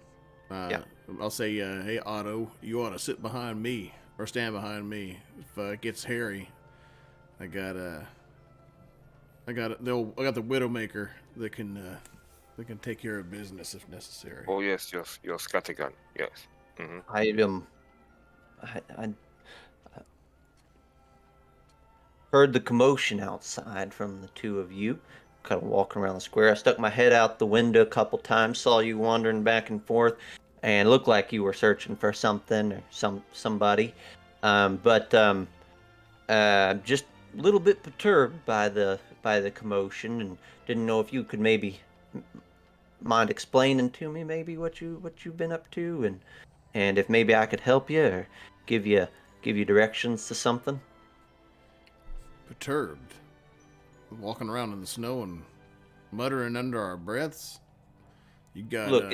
It's a late hour. It's a late hour, and you're carrying all sorts of luggage and just kind of traipsing around out there. It's not like people go to and fro through the square, but they don't linger there with luggage, looking like they're trying to find a place to settle down. All right, Maul, relax then. How about this? I'm trying to find some boys. There's one boy with a red neckerchief.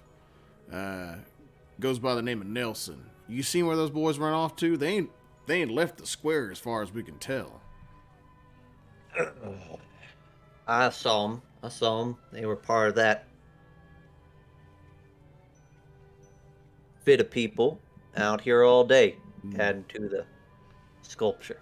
Yeah.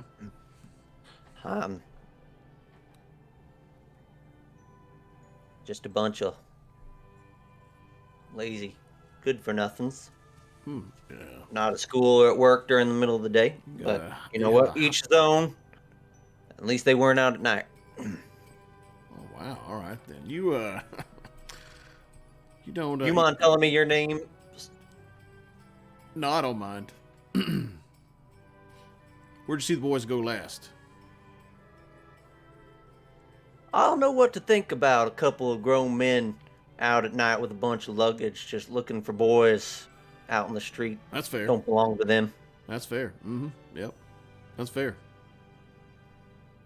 Anything else? Anything else you want to divulge to us, or any just trying to get any passive aggressive comments that you want to make? Kind of hurl at me there, my friend.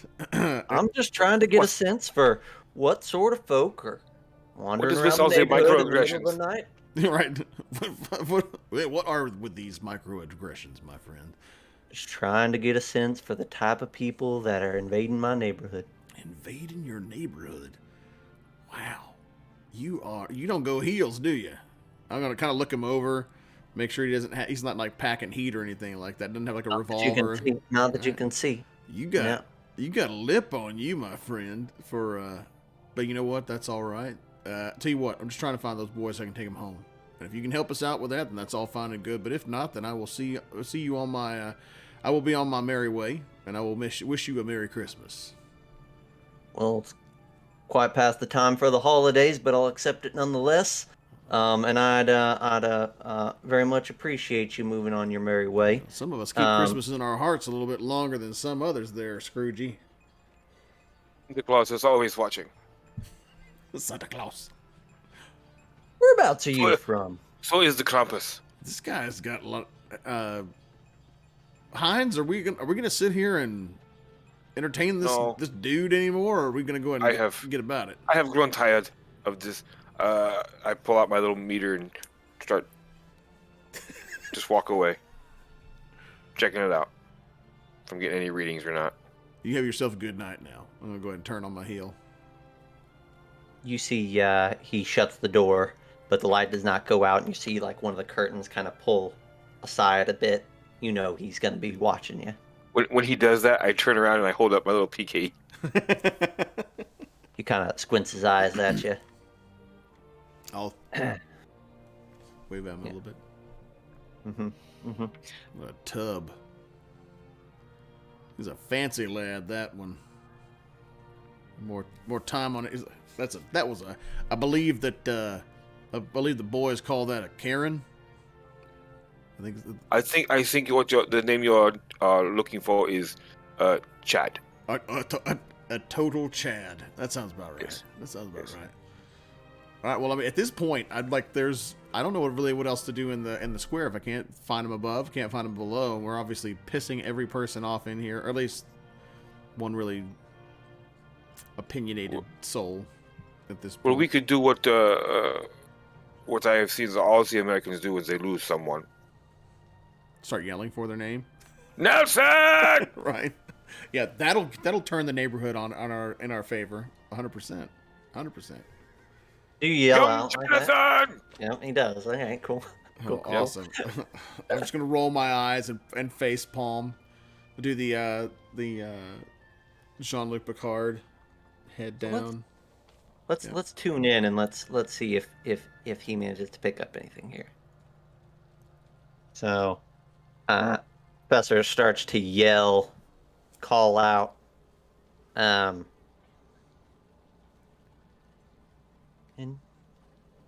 by golly, you do hear something.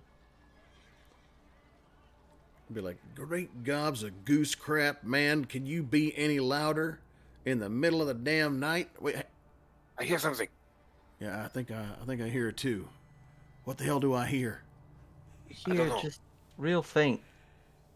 Real faint. You heard somebody yell in response. Like not like someone yelling at you yelling. But like responding to your call. Any directionality that we were able to pick up off of it? It sounded distant, real distant, and certainly away from this establishment that you've just been speaking to, the proprietor of. Let's start walking towards it. Best I can. Young Master Michael. Yeah. You yell again, and again you hear a soft call, muffled almost, quiet. And you hear a soft, ever so soft, but certainly there, and maybe now in the dead of night, nothing else going on. Maybe now why you can hear it, and you start to triangulate, walking around till you start to hear it louder, a little bit, and eventually, after a few moments, you kind of come to the base of this sculpture, this snowman. You yell again, and it seems like it's getting fainter, but at the same time, there's a bit more clarity around here, and you can tell that, best you can guess, this cry is coming from somewhere inside this sculpture, or maybe underneath it. Oh, hell. Seems the boys have been buried. Buried? Something. I'll look around at the base to see if there's anything remotely resembling something that they could either be under, like is it on a platform, or... You look around and you don't see a platform. What you do see is You'll be danged if that snowman hasn't grown another 5 feet. Since we've been out here? Since you've been out here, like, now that you're at the base of it, it's certainly taller than 20, 25 feet. It's pushing 30. Oh, damn. And it's like you didn't see nobody out here packing snow, but it's tall. Maybe you just weren't looking at it right last time. Maybe just now here at the base of it, you're getting a real feel for the size. But you could have sworn there was a bit more around the base of this thing, and it was a little bit stubbier. And now it's downright tall. I'm gonna lean forward and do that prototypical that cinematic moment, side shot, put my head closer and closer to the side of this thing, see if I can hear something inside of it. While he's doing that, I'm going to take my meter and like do a scan right up close to it. Yeah, you get same sort of residual. There's energy here. Not you put it on the, maybe even you place your device against the snow. Nice, and it's not this. Now, this might be infused with it in some way, just like the rest of this square, but whatever this energy is ain't the snow. But you maybe put your ear to it, Mr. Jack, and your ear gets cold, something fierce, but you can hear it again, that little cry, and danged if it isn't sound like it's coming from somebody different this time. A little bit, just slightly different placement in this space, and maybe a little bit different voice, but deep. Are there any shovels? Snow, you look around. Well, let's say you look over and against one of the trees, you see one of those shovels that the boys were running for maybe some time ago. Seems like hours at this point, likely was. Yeah, there's a shovel. I'll put my meter away and I'll go grab the shovel. Mm-hmm. I'll just start. I'm gonna take a look at this snowman. Like, if it's inside and it's taller, look at this thing in the face. Does it actually have a face? Does anybody put anything there, or is it just a mound of snow? It looks like this still, just tall, kind of downtrodden. Eyes, there's no carrot nose, no scarf around its neck. No scarf could wrap around its neck at this point. No coal eyes, no coal buttons. Just snow and more snow and ice and rocks and debris from the road, right? Now, as you kind of look at it, the professor comes over there with this shovel he procured, and you can take your first plunge into the snowman there, and you hit ice. Like, you hit it, and your shovel just chips off the faintest bit. Like, this snow is frozen solid. Okay, so I will then pass the shovel to Jack, and I'll pull off my backpack, and I'll start rummaging through some more of my supplies, and I will pull out a couple vials of stuff and kind of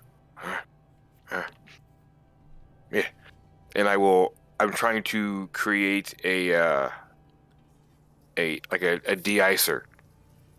Okay. A de-icer. I love it. Yes. So are you using a move, like a special move or ability, or what are you using as far as to make this happen? Yeah. What move was that? Be like an equivalent of like magic, wouldn't it? It's your techno magic, right? Is that the kind of way that your flavor goes? I'm going to say this is kind of like science. I may use weird science in addition to whatever the default weird move is for the game. I can use weird science instead of sharp you use weird instead of sharp, which is the same for me. Okay. Or engineering, where I'm trying to. It's a stretch. I'm trying to either fix or break something. Okay. I like the break with engineering. I think that's reasonable. It's a stretch. You're right, but in the spirit of a one shot, here we go. So you're going to use a gadget, which you talked about, and you're going to roll a plus sharp on a 10 or more. You're going to concoct what you want here, which is the de-icer out of your regents. On a 7 to 9, you need more time. So Ooh, let's look at see. that. 12. Yeah, Excellent. buddy. So you knew you were coming in the dead of winter, and this isn't something this isn't your first time to make a de-icer. So give me a little bit of a description here of how you handle this. Yeah, I reach in. One of the things I use is I'm very sad about this because it is a bottle of schnapps. Ah. Mm-hmm. So I've used some of my schnapps and mix it with a couple other chemical agents, and then I kind of take it. Schnapps. Oh no, not cinnamon. It is mint. It is the spearmint. Oh, okay.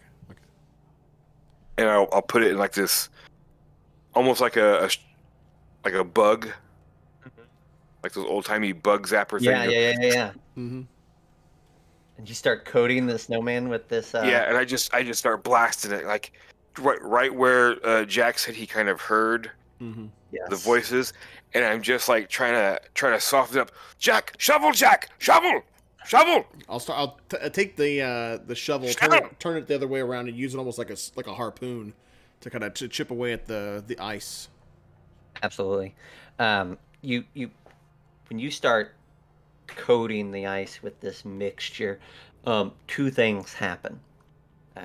Even before Jack gets his shovel out. First is that when your mixture hits this ice, it doesn't have the reaction you expect. Now it does eat away at it, right? But this ice puts up a hiss fit. Good schnapps. And there's a smell start to fill this air. Smell that kindred spirit to those energies you've been picking up here. Oh.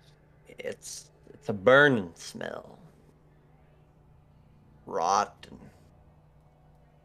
cinder. Can we hear, aside from like the crackling, the hissing, and like the melting sound? Are we hearing anything like You hear the children or the like whatever that voice was? We hear it respond at all or say anything? Now, what you hear instead, actually, is something that drowns out any sound that these children would make. You hear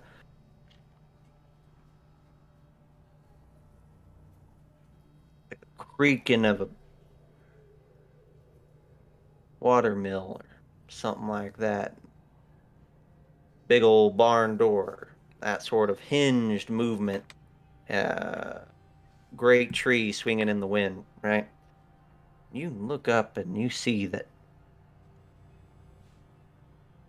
the snowman, this sculpture is turned a bit and kind of shifted on its torso, and danged if its head isn't looking down at you. Jack. Yeah, I see it. I'm gonna start backing up a bit.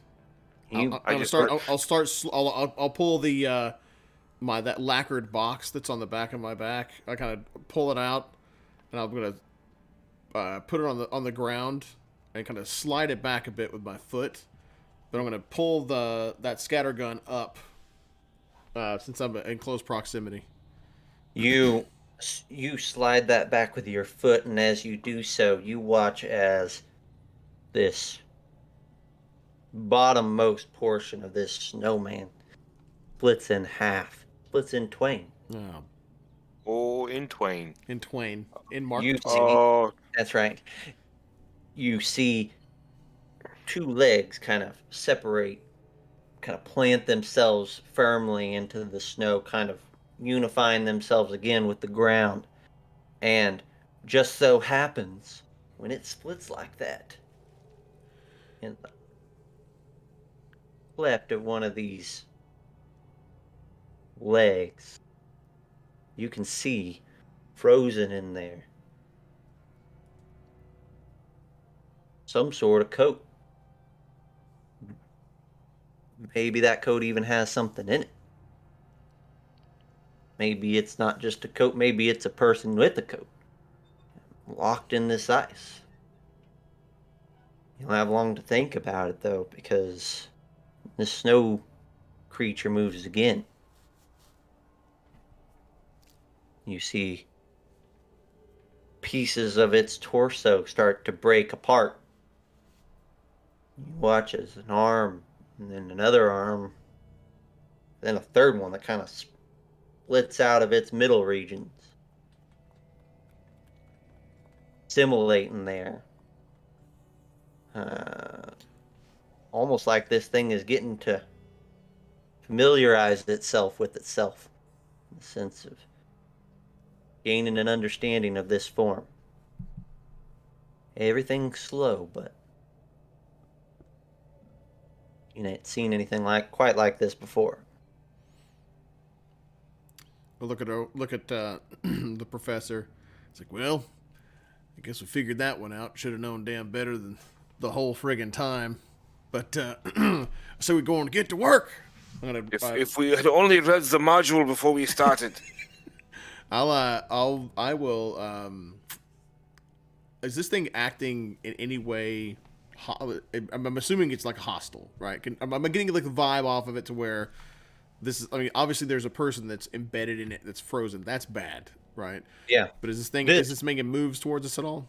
Not really, other than it looking down at you a little bit. But it like I said, it's more. If you had to put a description to it, it's more like it's kind of defining itself at the moment, and less like it's fully in its own capacity. I'm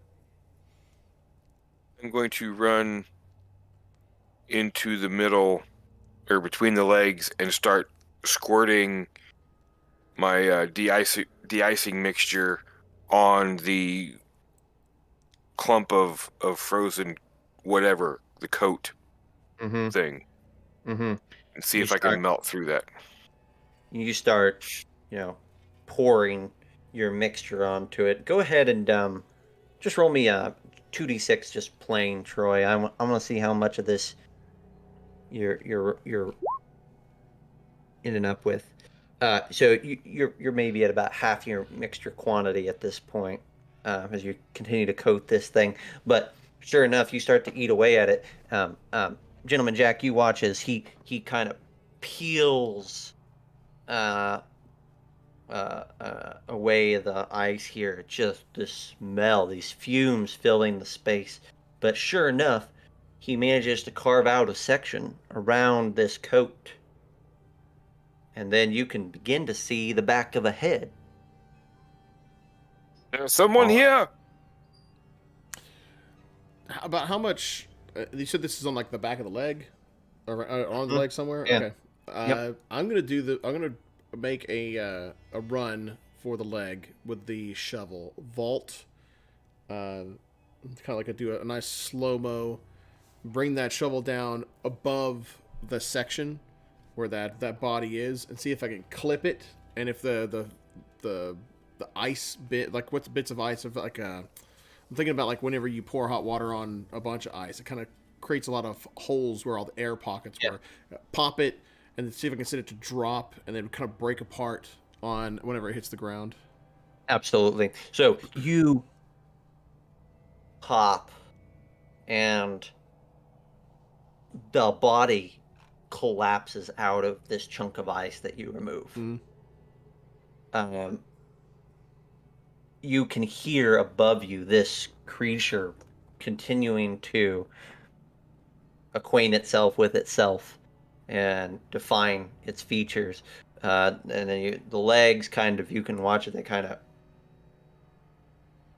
dang, like the snow is kind of like you kind of look over and you watch the snow kind of smooth, and you almost see it kind of like pack in and compress to where it's taking on more and more ice and less snow, becoming more and more defined as it does so. But your eyes don't have much cause for that because you're looking at this kid that you've pulled out, kid with a red kerchief, um, kid that is barely breathing, kid that has black veins around its mouth, eyes, and tips of his fingers, like maybe at first maybe frostbite, maybe there is some of that, but not just that. And it's about this time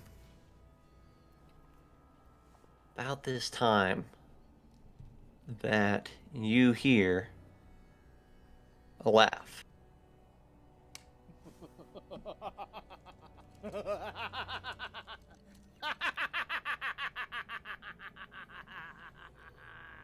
I feel like I've heard that laugh before.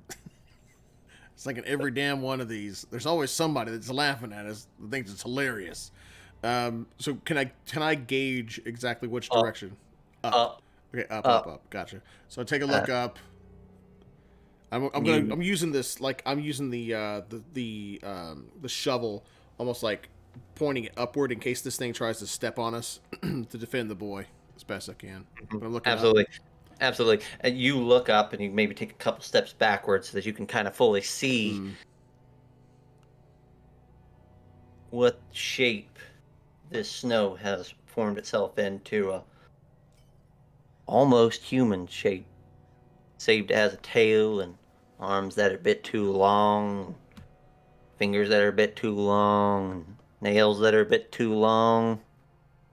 Still has that top hat on its head, but you can see, even as you watch, like two horns kind of. Oh, damn it.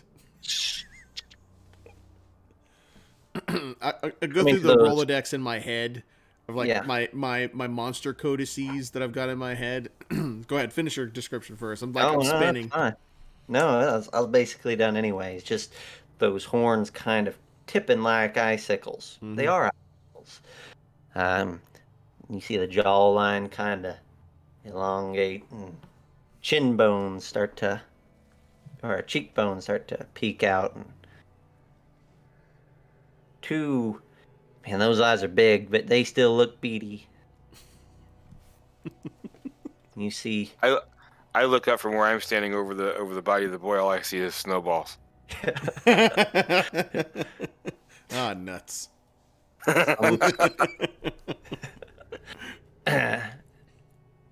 Then you watch last bits of snow kind of crystallize on its back, and these two sheets of ice kind of fold out like wings.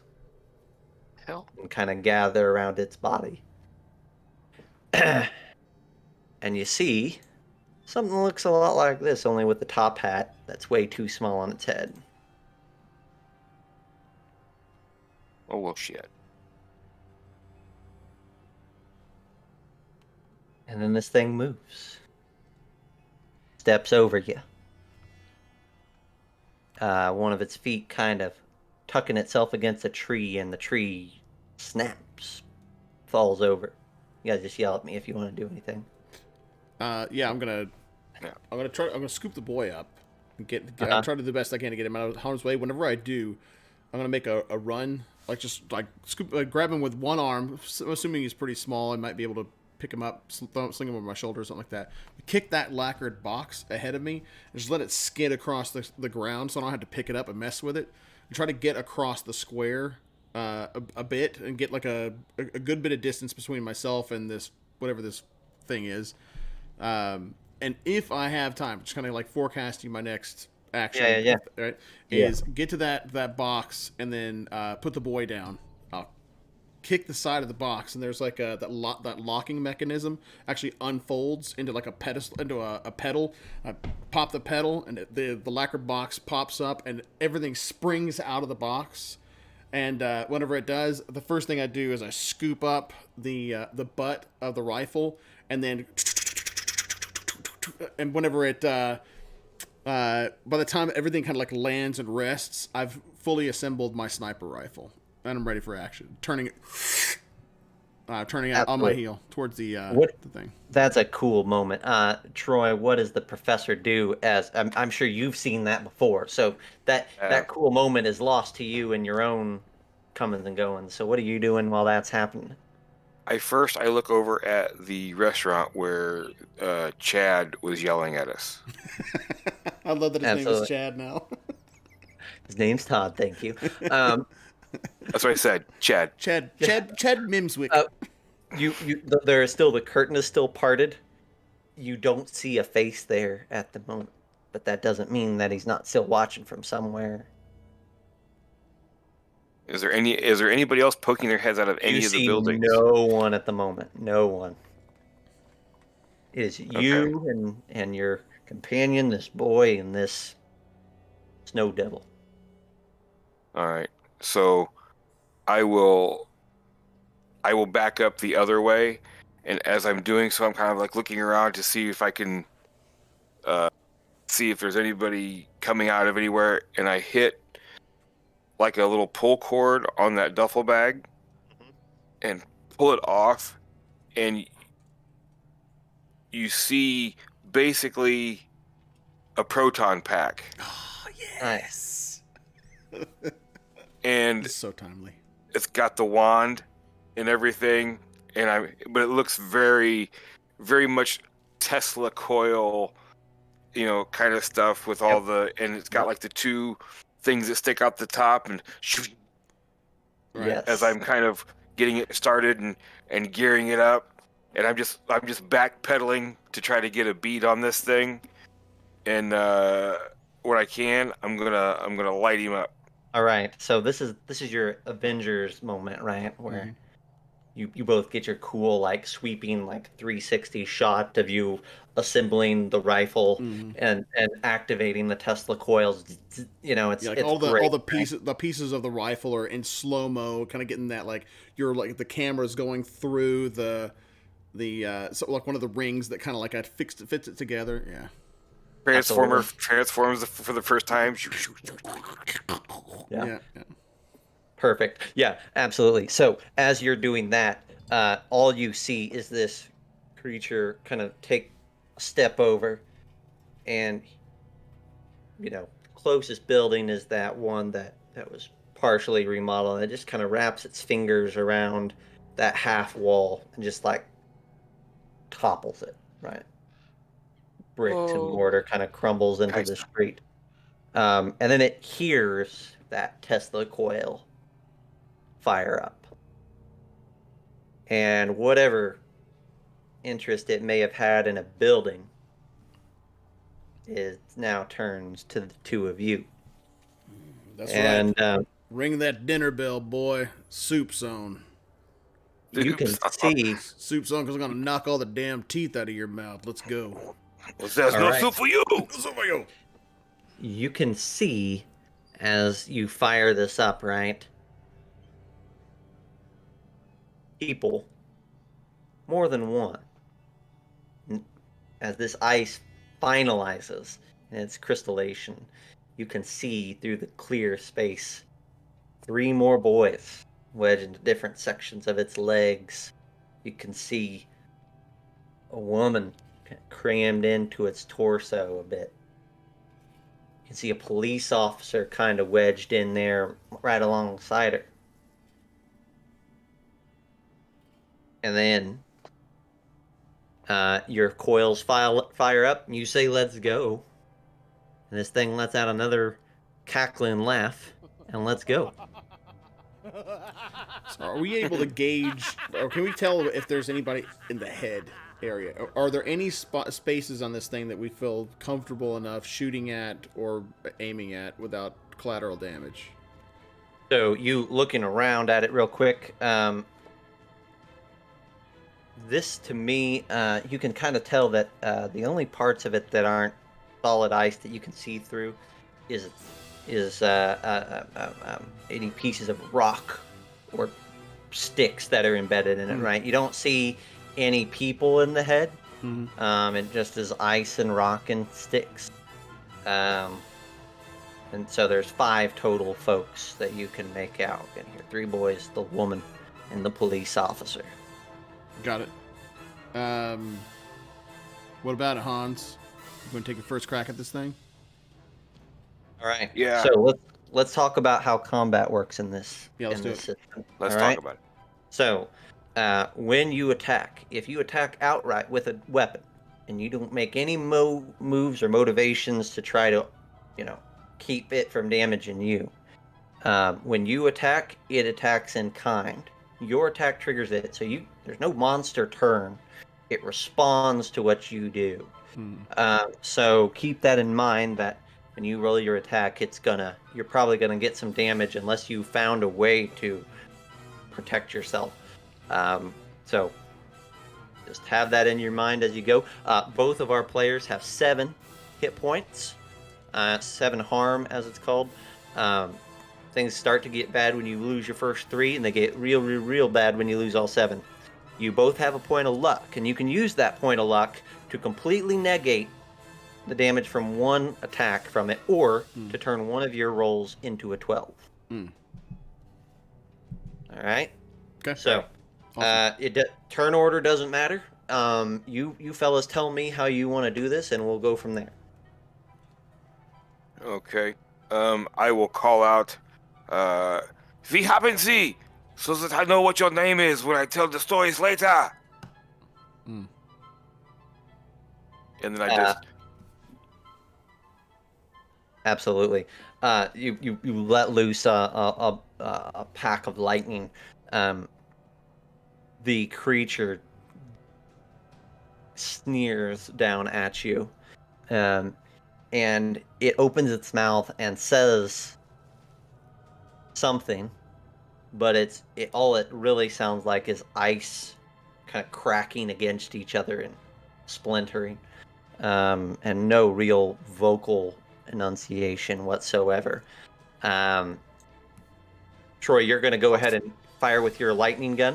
Is that what I hear? am. Okay, so go ahead. I was gonna say, do I use science? Because I'm using a science thing. Yeah. So I think so.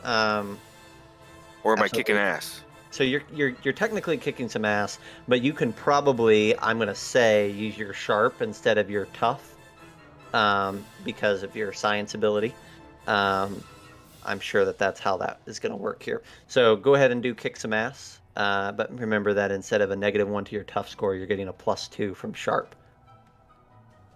Okay, so can I just roll my science? Because it's the same, right? Okay. Yep, go for it. And do I still get a -1 because of the...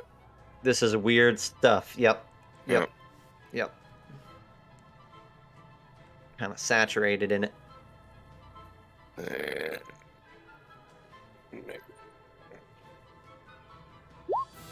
Ooh, look at that. Troy with a 11. Now, is that -1 or is that with... That is -1. Okay. So, with an 11, you deal the damage from your weapon, which is 3. Which is 3. Your weapon also has a couple other things. It says 3 harm plus close, loud, electricity, and batteries, right? Yeah, so it's like... The hum is like... intensifies, and it's very much like the crazy... Yeah, tendril of... Yeah. Arc electricity. Yeah, absolutely. You have to run up. The close means, right, that like you have to you can't distance yourself and stand back. Like you have to run up underneath this thing, and you let loose. The tendril kind of pops maybe as it licks out of your gun and fixes itself to this creature. So you do 3 harm right out the gate. Now you did an extra point. You got an 11. So on a 10 or more, you get to choose an extra effect. You can either take a +1 forward, which means on your next check you get to add 1. You can give a +1 to John. You can add an extra damage to your attack, or you can choose to suffer 1 less harm from its counterattack on you. Okay, so with that little bonus, I'm using the tendril from the lightning gun to it's kind of like wrapping around one of its legs, and I've basically kind of got it.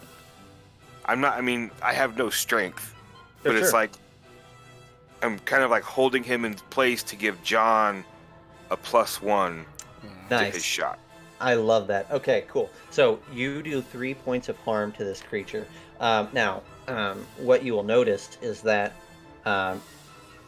you're pouring lightning into its form, and it doesn't seem like to your experienced eye that this sort of damage is going to do its maximum amount to it, right?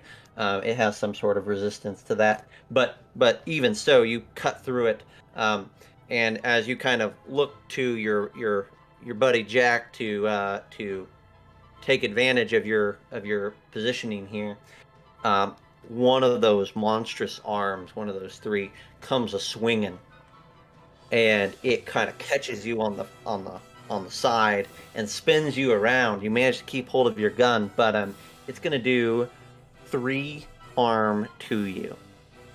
1, 2, 3. In addition, you can feel those icicle fingers kind of rake against you, and parts of your clothes tear. It's not a pretty situation what you find yourself in, but you've been in worse, at least at this point. All right. As he does that, Jon, what are you up to? What is Jack up to? So I have one of my moves is Tactical Genius. I'd like to kind of think about this. I'd like to read a bad situation with this thing and see if I can telegraph exactly what its next move is, and then my action that I would take against it would be like a counterpoint to it, or a debilitating counterpoint. Like if it's going to swing, I'd want to be able to do something to counter that swing against the professor, right? Yep. So let's go ahead and let's do a read a bad situation first, and you're going to get a +1 to that from your good buddy. All right, and this is going to be because I'm using I am a tactical genius. One of the things I'd forgotten previously was when I read a bad situation, I use cool instead of sharp. Absolutely. So I'm going to add 1 to that. I'm going to submit 11. Look at that. All right. So you get 3. So read a bad situation is really fun because on a 7 to 9 you hold 1, which means you get to ask 1 question. Mm-hmm. On the 10 or more, you hold 3. So you are a tactical genius. So talk to me about so this is a great thing you have done to kind of evaluate. This thing is slow. That's very quickly apparent. Things that you note. This ice is going to be tough to get through, right? Very tough. What's more, reading a situation, I'll give you 3 things that I feel like would be real valuable for you. Just as a note, right? This ice is going to be real tough. It has some armor there. Okay. You're going to need to do something that bypasses ice, like fire or something like that. Would probably, but that's that. You also are taking in mind those, for lack of a better word, frostages that it has inside of it. Oh boy. And you think that maybe, based on the look of that boy that you pulled out, maybe it powering itself, or at least getting some energy and vitality from those people. So thinking about that might be helpful. And then, really though, here's the thing that draws your eye: that top hat. Here at the top. Got it. You know that suitcase full of clothes gave an energy something fierce, and snow shouldn't be giving off an energy, and the only thing that's not snow on this thing is that top hat. So those are 3 pieces. Yeah. Okay. So that's your turn, though. To do all that. So we'll cycle back. So this thing, after it kind of swats and spins Troy around,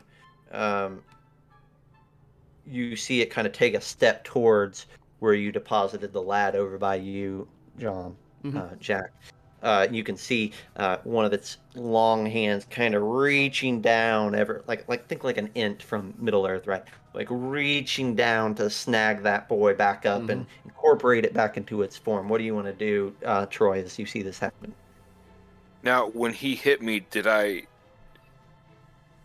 just stand there, or did it kind of just spun you around, but you managed to retain your composure, keep your thing on if you want. Okay, I'm going to take aim at that hand with the lightning gun and try and pull it back, or at least stop it from reaching the boy. Okay, awesome. So what you're going to be shooting for here, right, is some kick some ass again. And if you roll a 10 or more, you can do something called force them where you want them. So you could basically, if you get a 10 or better, you can pull that hand, right, and keep it at bay while dealing damage to it. Unless you don't want to deal damage at all, and then we can do a different action entirely.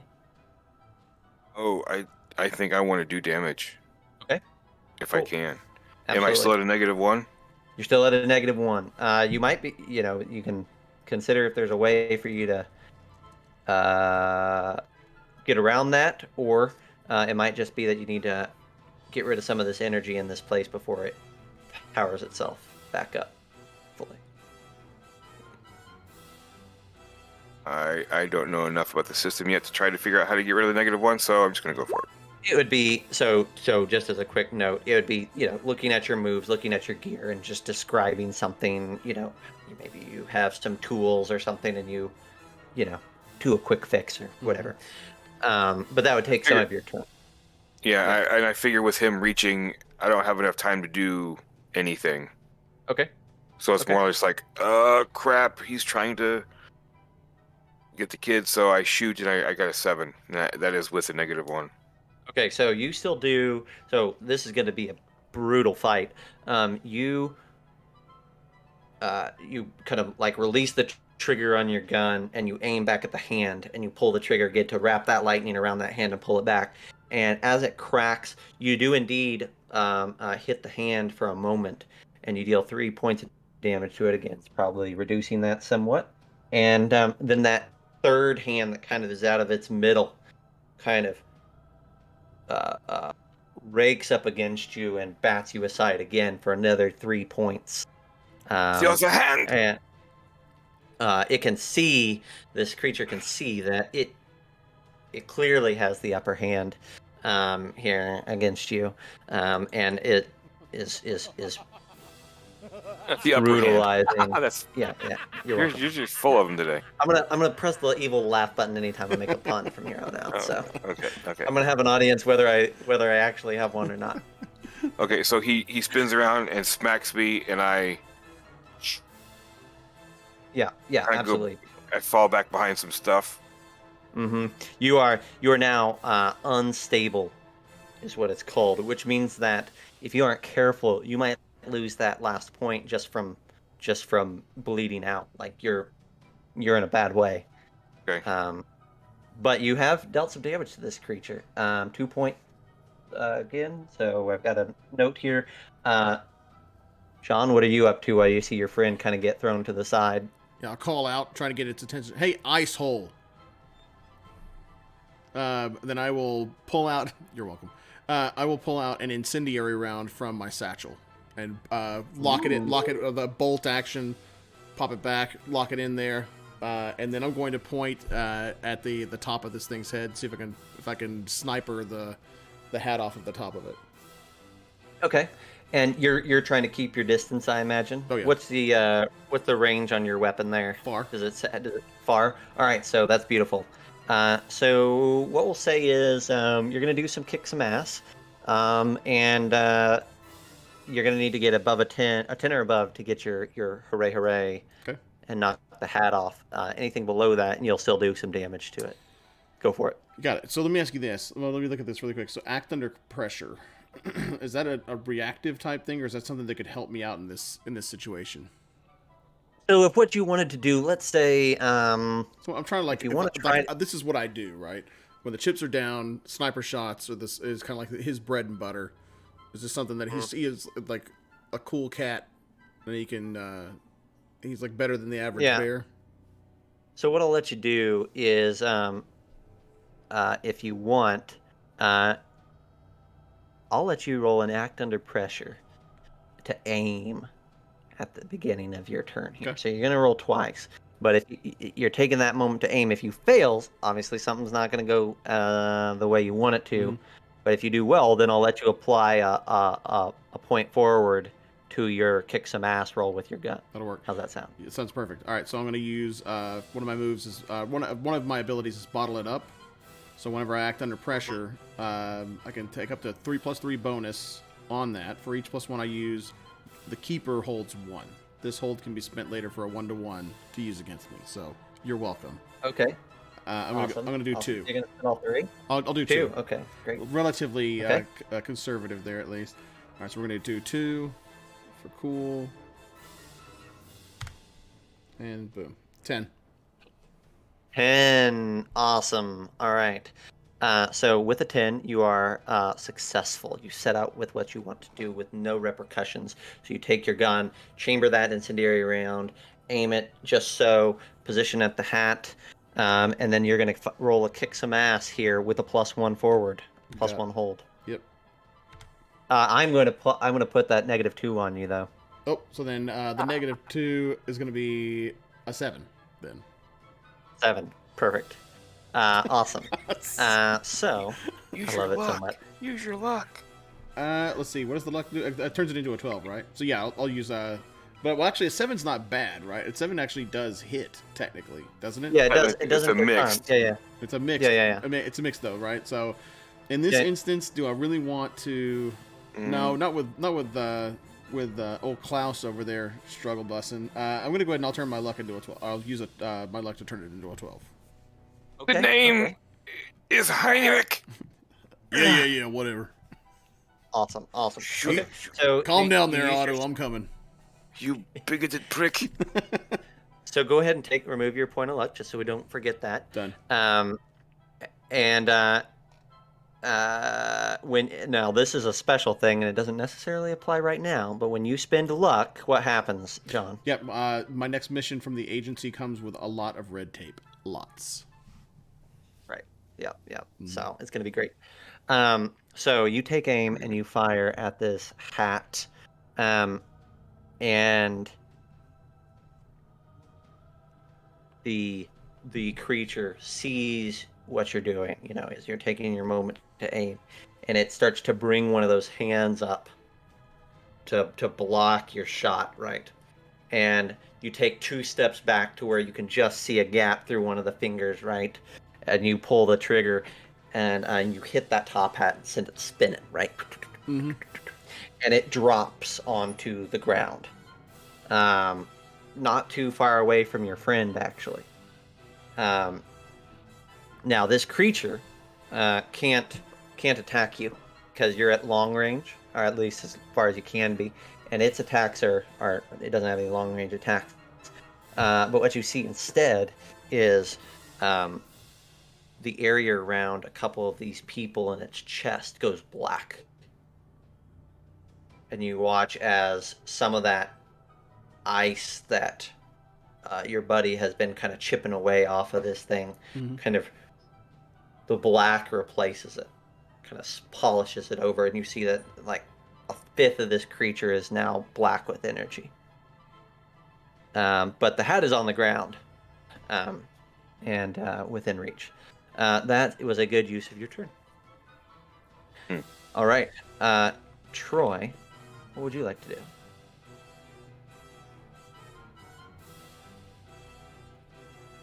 Jack, I think it is time for the wormwood.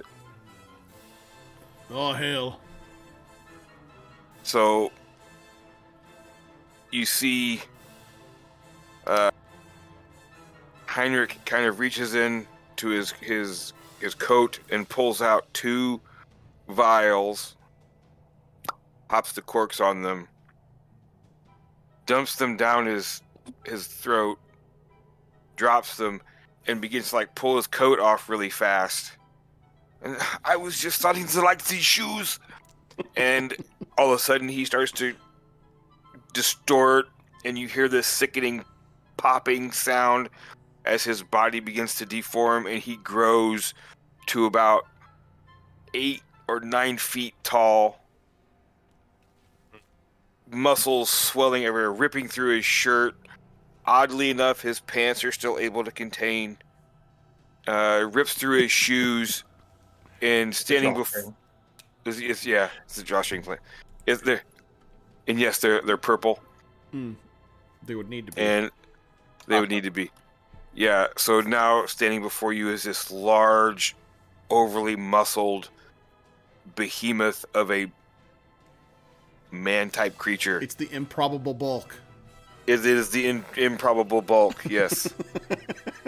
And he kind of looked, and you said the hat was next to me? Yeah, it was close to you. Not that far away. Yeah.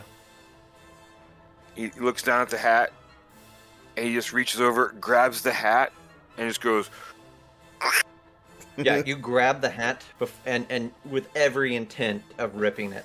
As soon as you lay hands on it, though, there is a power within it, right? Oh, come on, Troy. And you are... Well, what's my curse? What's my curse? So what I need is, this is going to be a test of magic. Yours against whatever's in this hat, right? So, test of power. So you are going to use a, let's see, I'm going to roll a thingy-mabob here for myself.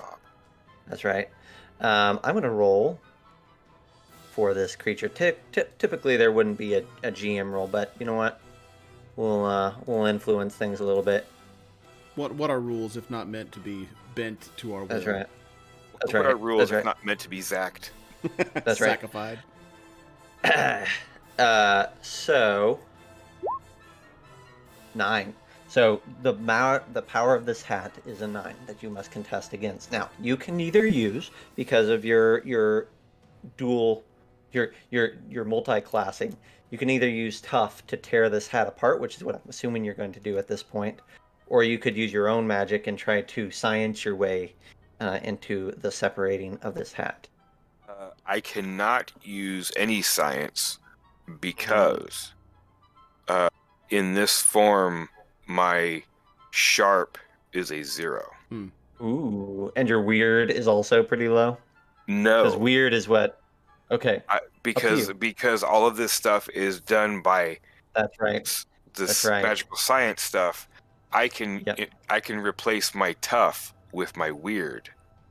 Nice. Okay. And so I'm going to weird my way through ripping this hat in 2. I love it. You've got to be a 9. Got to be a 9. To be, yep. All right, here we go. And I don't have a -1 because this is not. That's right. No, this is not your equipment. Yep. A 9 exactly. So you grab both sides of this hat and you start to heave, right, with your massive strength, and you can see like the threads on the hat, like inside the brim, start to snap apart, and you can feel the fabric bending to your will.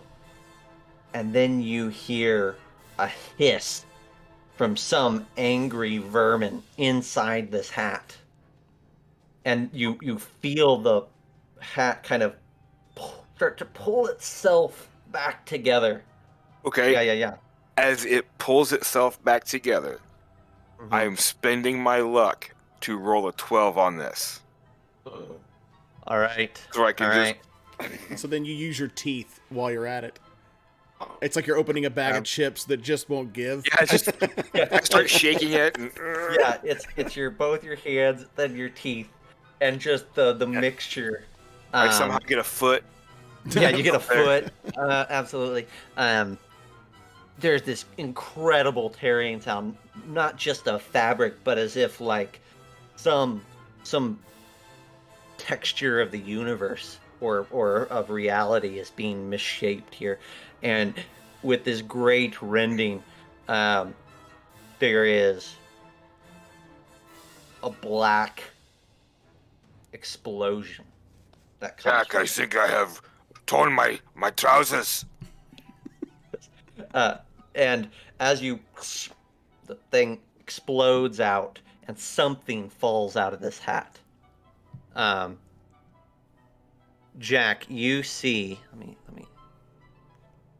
stop here. You see a small creature dart away, fall from the hat, and then dart away into the back end of this sculpture around one of its legs. The sculpture itself stops moving. I need to tell you what my luck thing is. Yes, go for it.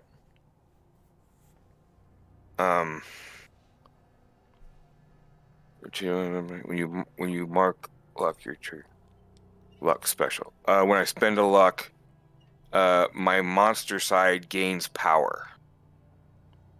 My curse may become stronger, or another breed disadvantage may manifest. Interesting. Okay. Now I can either there's that one, or the one from the other one is. No, I think you were. Well, the other one, some. Oh, what was it? Because it fits both ways. When you use luck, some gadget or machine near you will do something weird, malfunction, break down, or explode. So. Well. Oh.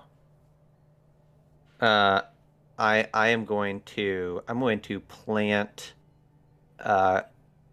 another breed disadvantage on you. Shit. Because that sounds great. So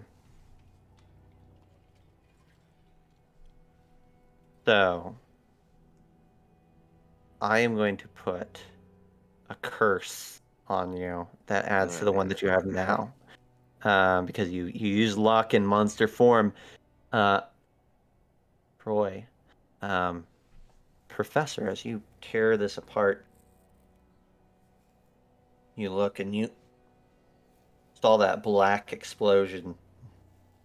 And you look down, and there is this black stain on your chest where where your shirt has ripped apart.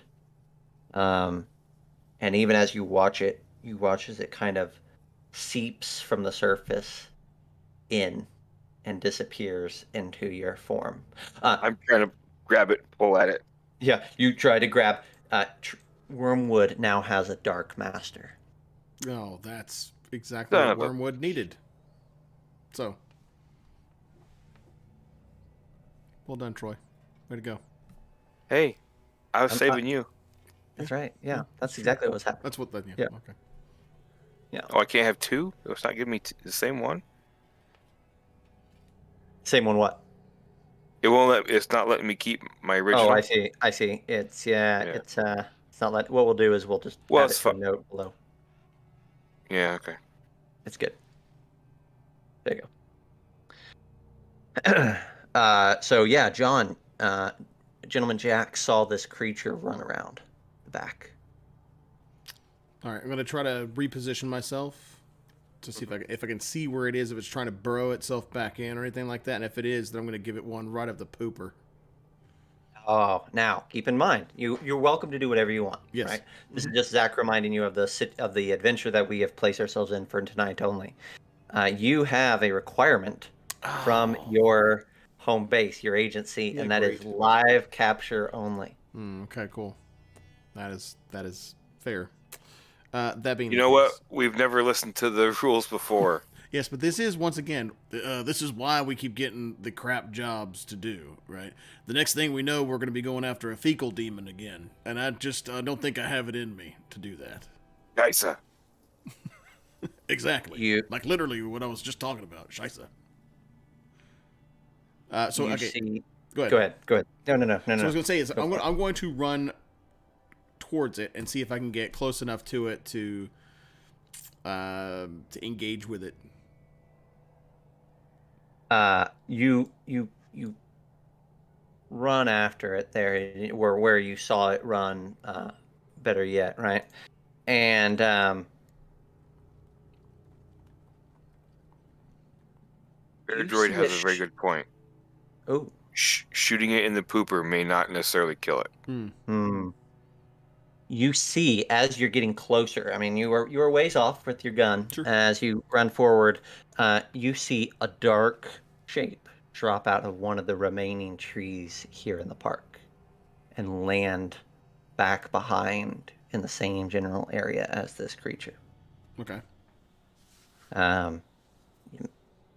Does that give you any pause, or you continue to move to get a vantage point? I'll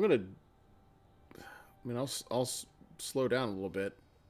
There are now two of them. I'm not a fool. I may be cool, but I'm not. Yeah. This one was larger. The other one was like dog size. This is not dog size. Okay. Small dog size. This was much larger. And it crawled out of a tree? It dropped out of a tree. Dropped out of a tree. Interesting. Yeah. And all I can make out is just like a shape. I can't make out anything descriptive things like bipedal. Bipedal. Yeah. Okay. Certainly bipedal. Yeah. You hear a squeal come from back behind that leg as you slow down. And then it's silence. I'm gonna try to. I'll like slowly. I'll take my rifle, and I'm not dying for the agency. Sorry. Yeah. So I'll go and I'll chamber around another incendiary. Or actually, this time, if I had planned on going up to it and I didn't want to dispatch it, maybe have like the equivalent of like a gas round or like a beanbag round kind of thing that would would knock it unconscious or do effectively like subdual damage, right? Yeah. So let's do that. So I'll go around, and I'm gonna slowly go around that corner and like kind of like camera pan over my shoulder to whatever it is that I see.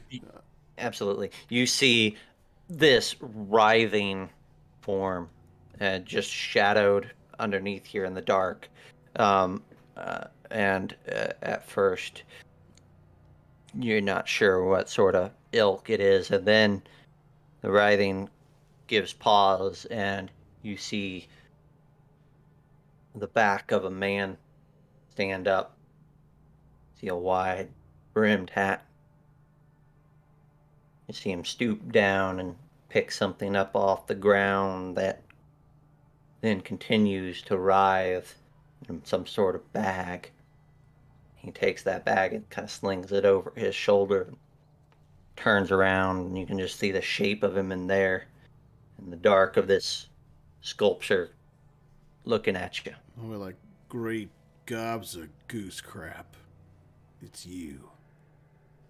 You see a match get struck, brought to a pipe. And I have a feeling I recognize this person. You absolutely do. Yep. This is Rye Dennison. Rye Dennison. Well, and he says, "Hello, Rye. You old madcap. What brings you to these parts?" He gives you a nod. Says, "Heard tell there was trouble here in St. Louis. Thought I might be needed. Turns out I was." Oh, do tell. I believe you have a penchant for the obvious first thing, and it's yes, there was trouble, but looks like me and my partner here took care of it. Hey, Dietrich, you all right back there, boy? So, where did Rye just pick up the little creature that went running away? Looks like it. Yeah, he's got it like in a satchel or something like that, and throwing it over his shoulder. I have a feeling I know it's like this ain't the first time that you scooped something of mine off of me, and I don't think I can let that. I don't think I can let that slide this there, Rye. I don't think I can let you walk off with our quarry. By all rights, we took care of that, and now you're going to come up in here like a blister after all the work's done. You know, an interesting thing about blisters is they only show up on a soft man's hands. I don't. I think the department is well aware of the genteel nature of the two of you, and they like to keep someone with a bit of callous. Oh, so what you mean by in the that general is vicinity. what you mean by that is that we have a thing against I don't know, murdering kids. Never said nothing like that at all. You sure about that? That's not what I heard when it comes to what you've been up to. Just saying that I don't think the agency likes putting matters such as this in soft, untested hands, and I like to keep someone on hand like myself. And he kind of lifts the bag. He says, "And it looks like indeed I was needed." At that time, you see said, the big. Oh yeah. Go ahead. Yeah, the big form of Wormwood walks up behind Gentleman Jack. It's just a shadow. That's all you see behind, like just, in the shadow and mist in behind him. Yeah. And you see he's like looking at his hands, like trying to figure out about the calluses. And he just I don't know.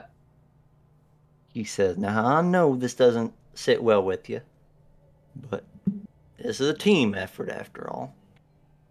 And, you got to have your part. You got to play it. Now you just need to let the rest of the team do what they do best." I see that. Show up like a hare in a biscuit. That's what you do. You show up and you just ruin it, don't you? Tell you what, I'm going to ask you a quick question, Rye. You ever taken a beanbag round to the forehead, my friend? Can't say that I have. You could.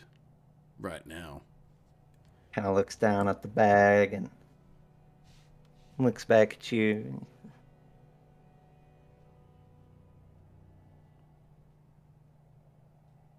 There was a time when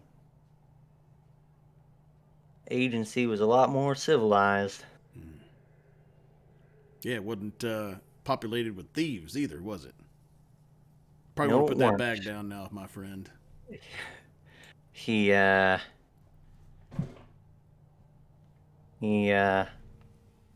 looks at you both as if weighing his options, and then he turns his back on you. You kind of see the glow still kind of illuminating from the backside now. He says, "You need to shoot a man in the back. You go ahead and do it." He starts to walk away. The bag continues to squirm.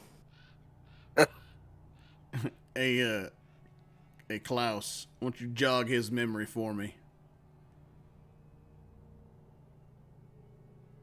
Let him know that we're not to be trifled with. Wormwood just kind of looks at you. What? He gets a little bit further away. Are you gonna let him get off with our goodies? Ain't no telling what he's gonna get up to with it. I don't have it in me to shoot a man in the back. He kind of looks around. He picks up like I'm picturing like, we're maybe standing next to a front stoop on a building. And he just reaches over and grabs one of those capstones on the end of like the handrail. Just, okay. And now you just throw it at him. Okay. Awesome. All right, this is gonna be a great way to put a cap on this. Go ahead and give me a kick some ass roll.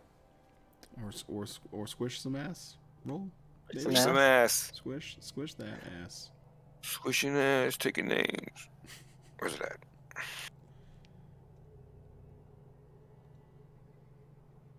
No, that's the wrong one. Cause it's oh okay.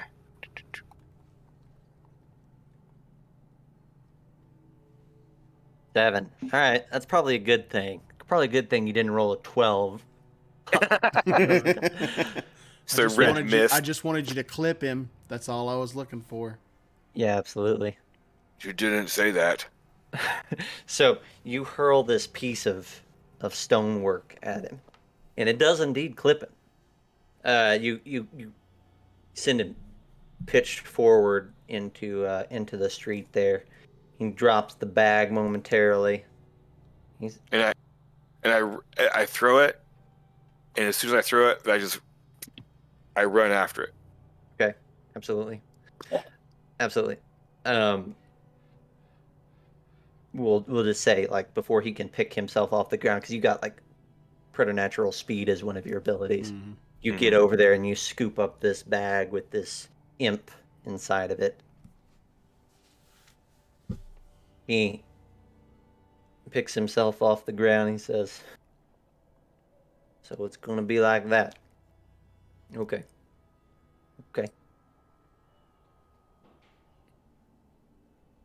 You go ahead and keep that then.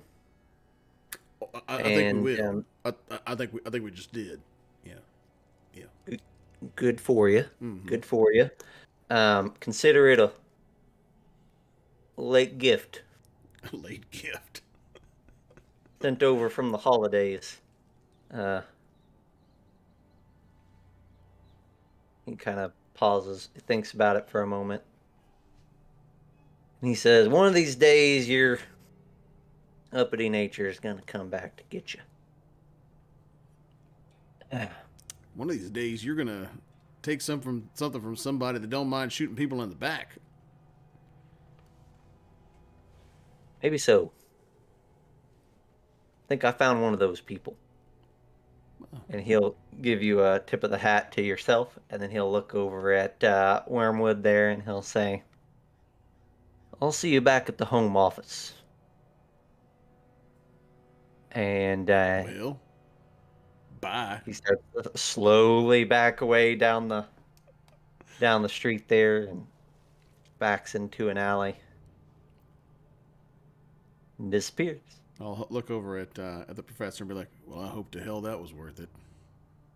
I can't guarantee it was. You gonna be beefy forever, or you gonna go ahead and get small again, friend? Might be that time." He hands Gentleman Jack the bag. Goes back to where he dropped his. It's wriggling around in there, I'm sure. His gear, and he goes and he takes the one bottle out that's kind of marked, so that Wormwood can understand that this is what he's supposed to drink when he's done. And he drinks it, crack, pop, snap, back to normal size, and he's kind of now holding his pants. He's like, "Oh, that's his cold, yeah. Oh, oh." Yeah, I wasn't gonna say nothing, but I could tell. My shoes. You are not funny. He bends down and puts his coat back on and kind of throws some of the torn up leather and whatnot in his backpack, and I'll give him a knowing, respectful nod. Always interesting to see him work or do his work. Absolutely. Anything else you want to do? I take it. Well, I take it. I'm the professor side of me is still like beat to absolute. Oh yeah. Shit. Yeah. Okay. I think I need to go see the local physician. I think there are a lot of people that need to see the local physician. I'm gonna take a look and see how the people inside of the snowman are doing. Yeah, you start to crack them out of there. Maybe the ice isn't quite as rigid now that it's not powered by dark energy, and you break them out, and most of them are unconscious, or all of them are close to that stage, at least. But as you break them out, like, each one has this like dark stains around their mouth and eyes and fingers. None of them look well, but nobody's dead. I'll administer whatever first aid that I can to him. I'm assuming. Yeah, absolutely. Prof will do the same. Yeah, and if you want, you know, like if you want to take them back to a hotel or something where you're not out in the middle of the cold night air, you're welcome to. I think we should bust into that one dude's place and just take it over. Requisition it. Make it a triage. Sure. We're just a couple minutes from wrapping up here, so I'll kind of give you guys an opportunity to kind of determine any loose ends that you want to wrap up. As you kind of more people will kind of, as they heard all this commotion, they'll start filtering into the streets, and then they'll help you with these people, so you're not alone in your first aid.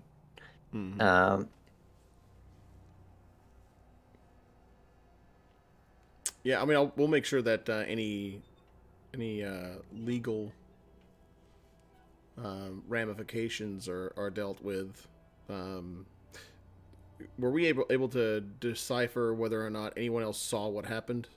You don't think anybody did, even based on that. Old Fancy Pants that got irritated with us? You know, you went after you're in his little location there.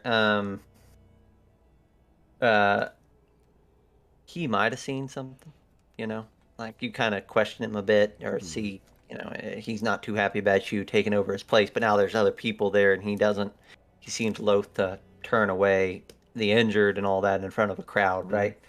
But what you kind of get off of him is that maybe he saw something, but he's not comfortable talking about what he saw, right? Gotcha. I think that aside from, like, this may be too soon, but taking all of the goodies that were in the luggage and putting it into one trunk, including the remnants of the hat, and then putting those in a Ark of the Covenant style wooden crate. Yes. To be packed and then shipped back by rail to New York. I love it. And then I'm assuming there's some kind of like a field agent sort that I could probably send it back with. That's relatively trustworthy, right? Yeah. Send that back. That way we can keep moving west. Absolutely. Or whatever it is that the agency sends us next. What do you do with the bag? Oh, with the bag, yeah. I mean, we have to hang on to it, so I would assume, Professor, you'd be able to put together some kind of a shipping vessel for this thing to keep it from turning into a gremlin and getting out, right? Yeah. I would... Do we have... Because, see, I was thinking that when the other guy put it in the bag, was it just a bag, or is this the 1890s equivalent of a Ghostbusters trap? It's more of a bag. It's very much a bag, like cloth, heavy cloth. Like a canvas sack. Yeah.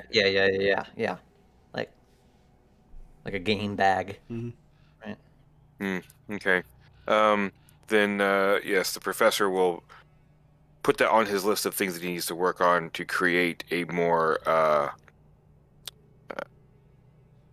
supernatural proof containment storage. Nice. Like that. So let's do this. You said you're gonna continue heading west, then. That's the way that I'd absolutely been going. But I mean, if the that's great. That's great. So there's maybe where we'll end it then, at least for now, is in that train station, and you're loaded up this crate, this constructed, more reinforced version of a crate, onto a train heading east, and you got markings on it to get it directed into the right hands once it gets there. Hands of the agency. Now, is this something like, you know, should we just let it go, or should we like accompany it to? Yeah, I was going to ask that too. A head office. I'm sure there's something, I said, there's got to be procedures for it, right? That we've already yeah. You put all the right markings on it, and you hire somebody, like you said, to kind of make sure it gets there safe. And there's people in every major town that you can kind of. Vishal employs the Pinkerton agency, since they do not, since they work for the government sometimes, and they our reinforcements unknowingly at times. Absolutely. So you both maybe get on a train heading west in the same fashion, right? Mm-hmm. Few days go by. That's just one more story to add to the list, one more creature to mark off, a whole lineup. Just about forgotten the details of it. It's that seemingly mundane, at least for you. You get Jack, to I liked my other shoes better. You're wearing like loafers. you get to California, and you told me maybe going to the gold rush area or something in Mm-hmm. that general area, right? Yep. More than gold being found in those hills, I believe is what you said. Mm-hmm. You get to one of those mining villages, right, out in the middle of nowhere, where the most refined of establishments is still a freshly hewn shack. And most of it is tents. But have your supplies with you and you put up a tent. Maybe you go and have yourself a meal at local eatery. Both of you say goodnight. Gentleman Jack, you head for the your tent, and Professor heads for his. Professor, you get into your tent, and there's a shape sitting there in the dark.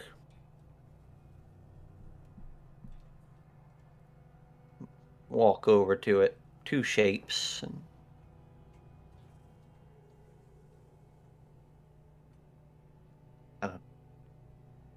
cloth over them. Pull that cloth off. Whoever thought that they were in their tent and left their belongings, you're gonna have to figure out who's whose and what's what. You pull that off, and you see your two crates sitting there. And you feel something inside of you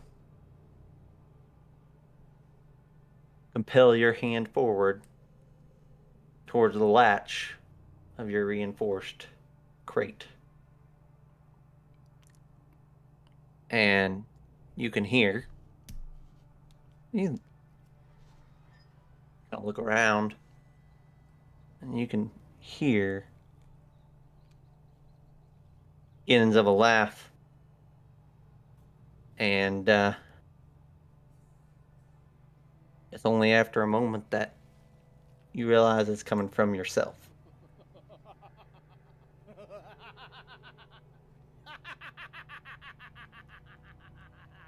And that's where we'll in the session tonight. Way to go, Benedict Arnold. You were supposed to be the chosen one. I chose it. You did. That was awesome, right. Zach. I love that, you guys man. Did it. That was Look fun, at that. man. You did it. Huzzah! 3 hours. You made it. It's right. Holy we lived for the most part. That's that is saying something right there. I think. One of us almost did not live. That is for sure. One of us, yes. Well, yeah. Almost ate it. Yeah, so that's by and large what it is. If you guys like the system, Monster of the Week, it's very fast combat, right? Mm-hmm. Like that's part of the trick of it. When you have more people, then it can get drawn out because you divide the damage a bit more, or whatever, right? Like, but you guys figured out what to do, and instead of just trying to grind away through the ice, you thought to shoot the hat and do that read a bad situation, which kind of helped you circumvent it. So that's cool. You guys did awesome. Well, I think what's interesting about it's not hard to figure out the system, right? You only have 2 dice to worry about, but you have very, very small bonuses and penalties. That I find very, very interesting about it. That's cool. Mm-hmm. I'm finding myself enjoying those more and more. Those like really simple, streamlined rule sets that I don't have to spend. That's not like 200 or 300 pages of stuff to sift through. not super duper crunchy, but again, it really lent itself to the vibe of the theme, I should say, the theme of the whole thing. I think that's really cool. I really like. I wouldn't mind at some point in the near future going over some of the character creation stuff. I think that's really there's some really cool things the way that Troy and I were bolted together as characters with our backgrounds. I thought that was cool. And Troy did a great job of kind of glomming onto that, to saying like, here's kind of like the nucleus or the genesis of the seed of an idea, and he's like, oh well, what about this? Right? It's almost like a formulated session zero is what it feels a lot like. Yeah. There's a lot of cool things. We didn't get into like the idea that like when you failed your rolls, you would add experience points and you cash those in for level ups, right? Yep. Which is cool. We didn't mess with that a lot, but I think by and large we got a sense for how the system works. It's really all player roles. Like there's not a lot of DM checks. Like the one that I did is because I felt like maybe it added some dramatic stakes to it, but for the most part that's not a thing. And what I would have probably should have done is increase the difficulty because you were going against something that was powerful, right? So he said, "Are you going to take a -2 to this or whatever?" Right. Yeah, it's cool. I don't know what else to say other than it's a lot of fun as a system, and it's great for one shots, great for things like this. It's really easy to pick up and learn, and it's a blast to run. I'll tell you that the sheet that I ran off of was about a half a page, and that's really, like they have a monster stat block. They have about a half a page of like, here, this is what you run. And that's really about it to an adventure, and it's really about the kind of by design. It's about don't plan, don't figure it all out. Like let the story go where it wants to. So it's a lot of fun, and that's kind of how I was trained by the guy who taught me the system. Is like, have the hook, have some ideas, but don't contrive the story. I think that's awesome. I think that's a good. Yes, that's cool. It's a good. I think it's a good exercise to have to do stuff like that more often, where you go in with very very little. Like it's antithetical to the way that I operate, honestly. But I've actually, some of my favorite games that I've ever run are the ones I came in and had very very little to work off of, and just pulled everything out of my freaking keister the entire time. I think what it did for me, and this is like a whole show in and of itself, is it forced me to listen to my players more. Like their ideas and the things that they thought that it could be, and it kind of like it went more from, I'm telling you what's happening, to I'm giving you like enough for you to kind of make some assumptions, and you tell me what those assumptions are. Oh, I like that one. And then that's the kind of the hole that we go down. So I like that. That's cool. Anything else we need to do, fellas, or that you want to chat about the game or the system before we wrap up here? Well, it was a pleasure playing with Professor Dieter Otto Klaus Oppenheimer Schmidt here. So well done, Troy. You are welcome. You're welcome. Yeah, the Ghostbusters reference, or like the callback and the visualizations, like they got me right here. Yeah, oh yeah. Right here, right in my core. It's good stuff, man. I liked playing like Gentleman Jack. That kind of like more like a Sam Elliott kind of, like more of like Virgil from Tombstone than like Doc Holliday. Super cocky. It's more just like, he's really sure of who he is as a professional, so to speak. He's just kind of like, those an interesting. It's not one that I think I've ever played before. It's like really like the cool character, but I kind of like to try to pour more into that cool, calm demeanor aspect of it. It's cool. I like that. Yeah, and it's cool. And he was a Tennessean too. So there you go. Hey, Tennessee. It's a Tennessean. Troy, is this autobiographical? I don't think so. Well, hey, let's round it off with this then. If you thought this adventure was cool, you can play it for yourself, though albeit not in the same time period. This adventure is called Frosty Reception by K.D. Bryan. It is available on DriveThruRPG, and I would highly recommend you check it out. I think all said and done, it's like 6 pages, and it has some ideas for NPCs and stuff that I had to really, really change to put it in the 1900s, but it worked.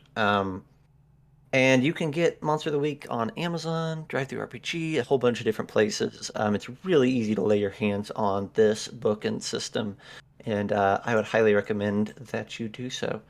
That's going to be it for our holiday episode. I want to thank our chat, those of you who hung out with us for the full time. You actually stuck around. Sure did. You good grief. You sadomasochistic freaks. Bear Droid, Chaos 8, Gurk, everyone. I can't see all the way back in chat, but there, yeah, Kill a lot. Kill a lot, yeah. It's wonderful. And any of you listening on the podcast, hope this was enjoyable. Hope you guys got something out of it. And if anything else, I hope that you got encouraged to try out this system or something similar. John, Troy, thanks a lot again for hanging out, spending a couple 3 hours. Thanks for not killing us this time. Yeah, man. Hey, no problem. No problem. That's very kind of you. And thanks for running it, Zach. It was a pleasure. Hey, yeah. As always. No, that's what I meant to say. That's what I meant to say. Thanks for running. Yeah, that Yes. too. I was feeling in the Christmas spirit. Really giving. Yeah. Yeah. You let us keep our lives, and you gave me a big black mark. Oh. Yeah. All right. And and Andrew, thanks for the ask him your name prompt. That was I had to throw the whole German Wie haben Sie? Wie haben Sie ist? All right. Thanks a lot. We'll see you next week. See you next week.